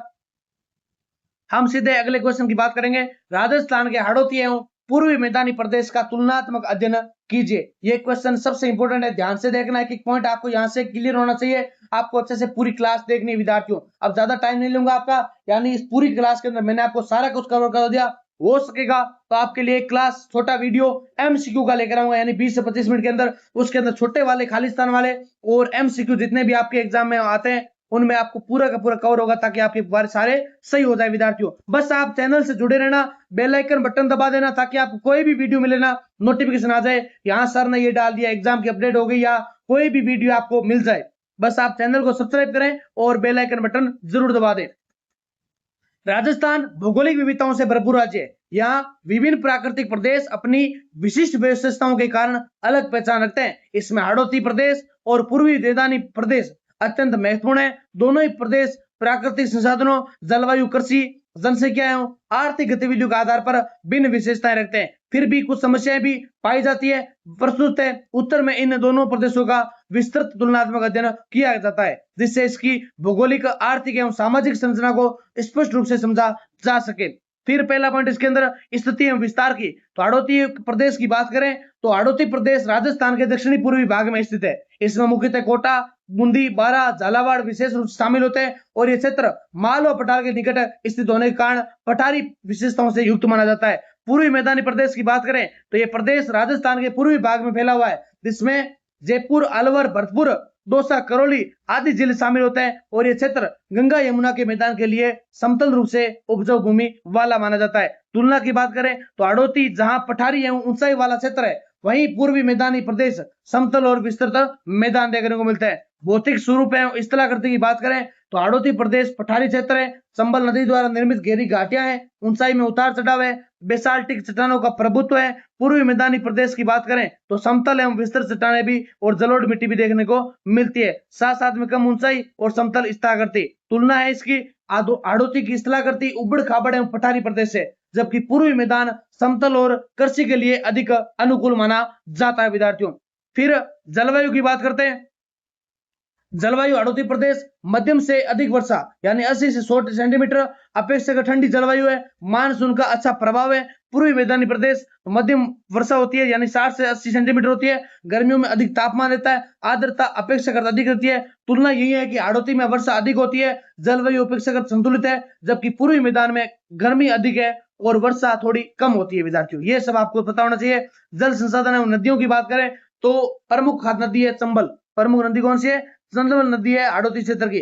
और सहायक नदियां होगी काली सिंध, पार्वती। जल संसाधनों की प्रचुरता है। पूर्वी मैदानी प्रदेश प्रमुख नदियां बनास, बाणगंगा, चंबल की सहायक नदियां हो गई। और जल उपलब्धता के माध्यम है तुलना, यानी हाड़ौती प्रदेश जल संसाधनों में अधिक समृद्ध है, जबकि पूर्वी मैदानी क्षेत्र में जल संसाधन अपेक्षाकृत कम माना जाता है। मिट्टी और कृषि की बात करें तो काली मिट्टी है, कपास, सोयाबीन, गेहूं फसलें होती है। सिंचाई की अच्छी व्यवस्था मानी गई है। पूर्वी मैदानी प्रदेश के अंदर जलोढ़ मिट्टी, सरसों, गेहूं, जऊ, गन्ना, सरसा ये सब इसके अंदर शामिल होते हैं। वर्षा एवं नहरों पर निर्भर करते हैं। तुलना की बात करें हाड़ौती में काली मिट्टी के कारण नकदी फसलें अधिक होती है, जबकि पूर्वी मैदान में खाद्यान्न फसलें प्रमुख रूप से पाई जाती है।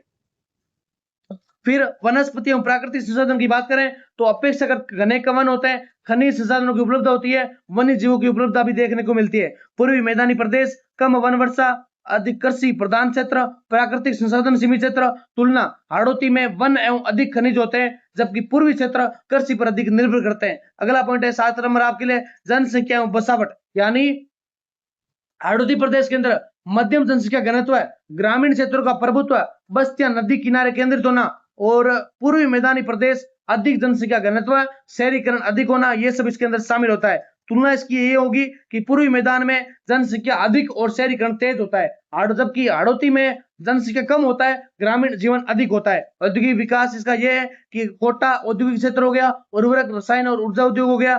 पूर्वी मैदानी प्रदेश के अंदर जयपुर अलवर औद्योगिक केंद्र है, वस्त्र इंजीनियरिंग हस्तशिल्प उद्योग है। तुलना इन दोनों क्षेत्रों में उद्योग विकसित है, लेकिन पूर्वी क्षेत्र में उद्योग अधिक विविध और विकसित होते हैं। परिवहन एवं संचार की बात करें तो हाड़ौती क्षेत्र के अंदर मध्यम स्तर का विकास है, प्रमुख शहरों में बेहतर सुविधाएं देखने को मिलती है। विद्यार्थियों, पूर्वी मैदानी प्रदेश के अंदर आते हैं तो यहाँ पे अत्यधिक विकसित परिवहन सेवाएं मिलती है, राष्ट्रीय राजमार्ग एवं रेल मार्ग का अच्छा जाल बिछा देता है। फिर पूर्वी मैदानी प्रदेश के अंदर परिवहन के मामले में अधिक विकसित है। आर्थिक विकास इकोनॉमिक्स डेवलपमेंट की बात करें तो हाड़ौती प्रदेश कृषि और उद्योग आधारित अर्थव्यवस्था पाई जाती है, सिंचाई और ऊर्जा से विकास होता है। पूर्वी मैदानी प्रदेश कृषि उद्योग और व्यापार का मिश्रण है, अधिक आर्थिक गतिविधियां होती है। तुलना की बात करें तो पूर्वी क्षेत्र आर्थिक रूप से अधिक विकसित और विविध माना जाता है। विद्यार्थियों, ये सारणी आपके लिए आधार है, एक तरफ हाड़ौती प्रदेश हो गया, पूर्वी मैदानी प्रदेश है, इस तरह करती पठारी भाग है, यहाँ पे समतल मैदान है और यहाँ पे वर्षा अधिक है, यहाँ पे मध्यम है, मिट्टी काली है, जलोढ़ है यहाँ पे, और यहाँ पे जो अपने नकदी फसलें होती है, यहाँ पे खाद्यान्न फसलें, जनसंख्या मध्यम है, अधिक है, उद्योग सीमित होते हैं और अधिक सीमित होते हैं। फिर आपको सीधा देखना है निष्कर्ष, क्या देखना है, निष्कर्ष देखना अच्छे से ध्यान से आपको विद्यार्थियों। तो हाड़ौती एवं पूर्वी मैदानी प्रदेश दोनों ही राजस्थान के महत्वपूर्ण भौगोलिक क्षेत्र हैं, जिनकी अपनी अपनी विशेषताएं।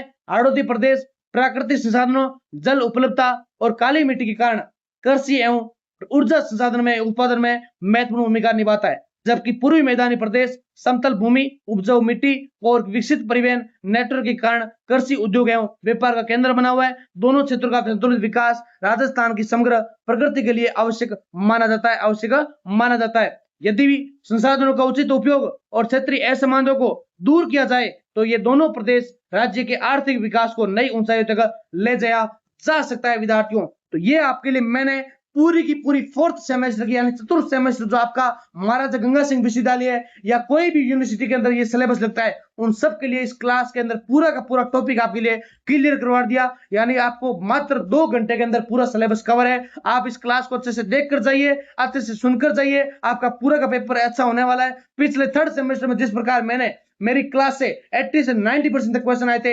इस बार भी आपके आने वाले हैं। बस आप क्लास को अच्छे से तैयार करें, लाइक करें, आपका कॉलेज का कोई भी ग्रुप है उन सब के अंदर शेयर करें और प्रत्येक विद्यार्थी को शेयर करने का आपका दायित्व बनता है। हमारा काम है मेहनत करना, आपके लिए वीडियो बनाना, टाइम देकर समय देकर आपके लिए 2-2 घंटे बोलकर आपके लिए मेहनत कर रहे हैं। बस आपका कर्तव्य इतना जरूर बनता है कि वीडियो को लाइक करके, चैनल को सब्सक्राइब करके एक विद्यार्थी तक, कम से कम अगर एक विद्यार्थी 5 विद्यार्थियों के भी शेयर करता है ना, तो ये क्लास राजस्थान के बीकानेर संभाग के हर विद्यार्थियों को पहुंच जाएगी और इससे बहुत ज्यादा बेनिफिट होने वाला है। साथ साथ में आपके लिए जो भी वीडियो बनेगा, इसके अलावा आपके लिए इस वीडियो से जो भी एमसीक्यू बनने वाले होंगे, आपके लिए वीडियो बनाएंगे विद्यार्थियों, ताकि आपकी तैयारी अच्छी हो। हमारा उद्देश्य यह है कि आपके परसेंट अच्छे बने, किसी विद्यार्थी के बैक नहीं लगे, क्योंकि मुझे भी पता है कि बैक लगने से एक विद्यार्थी का डिवोल्यूशन का फॉर्म का भी 300 से 500 रुपए लग जाता है जमा करवाने तक का।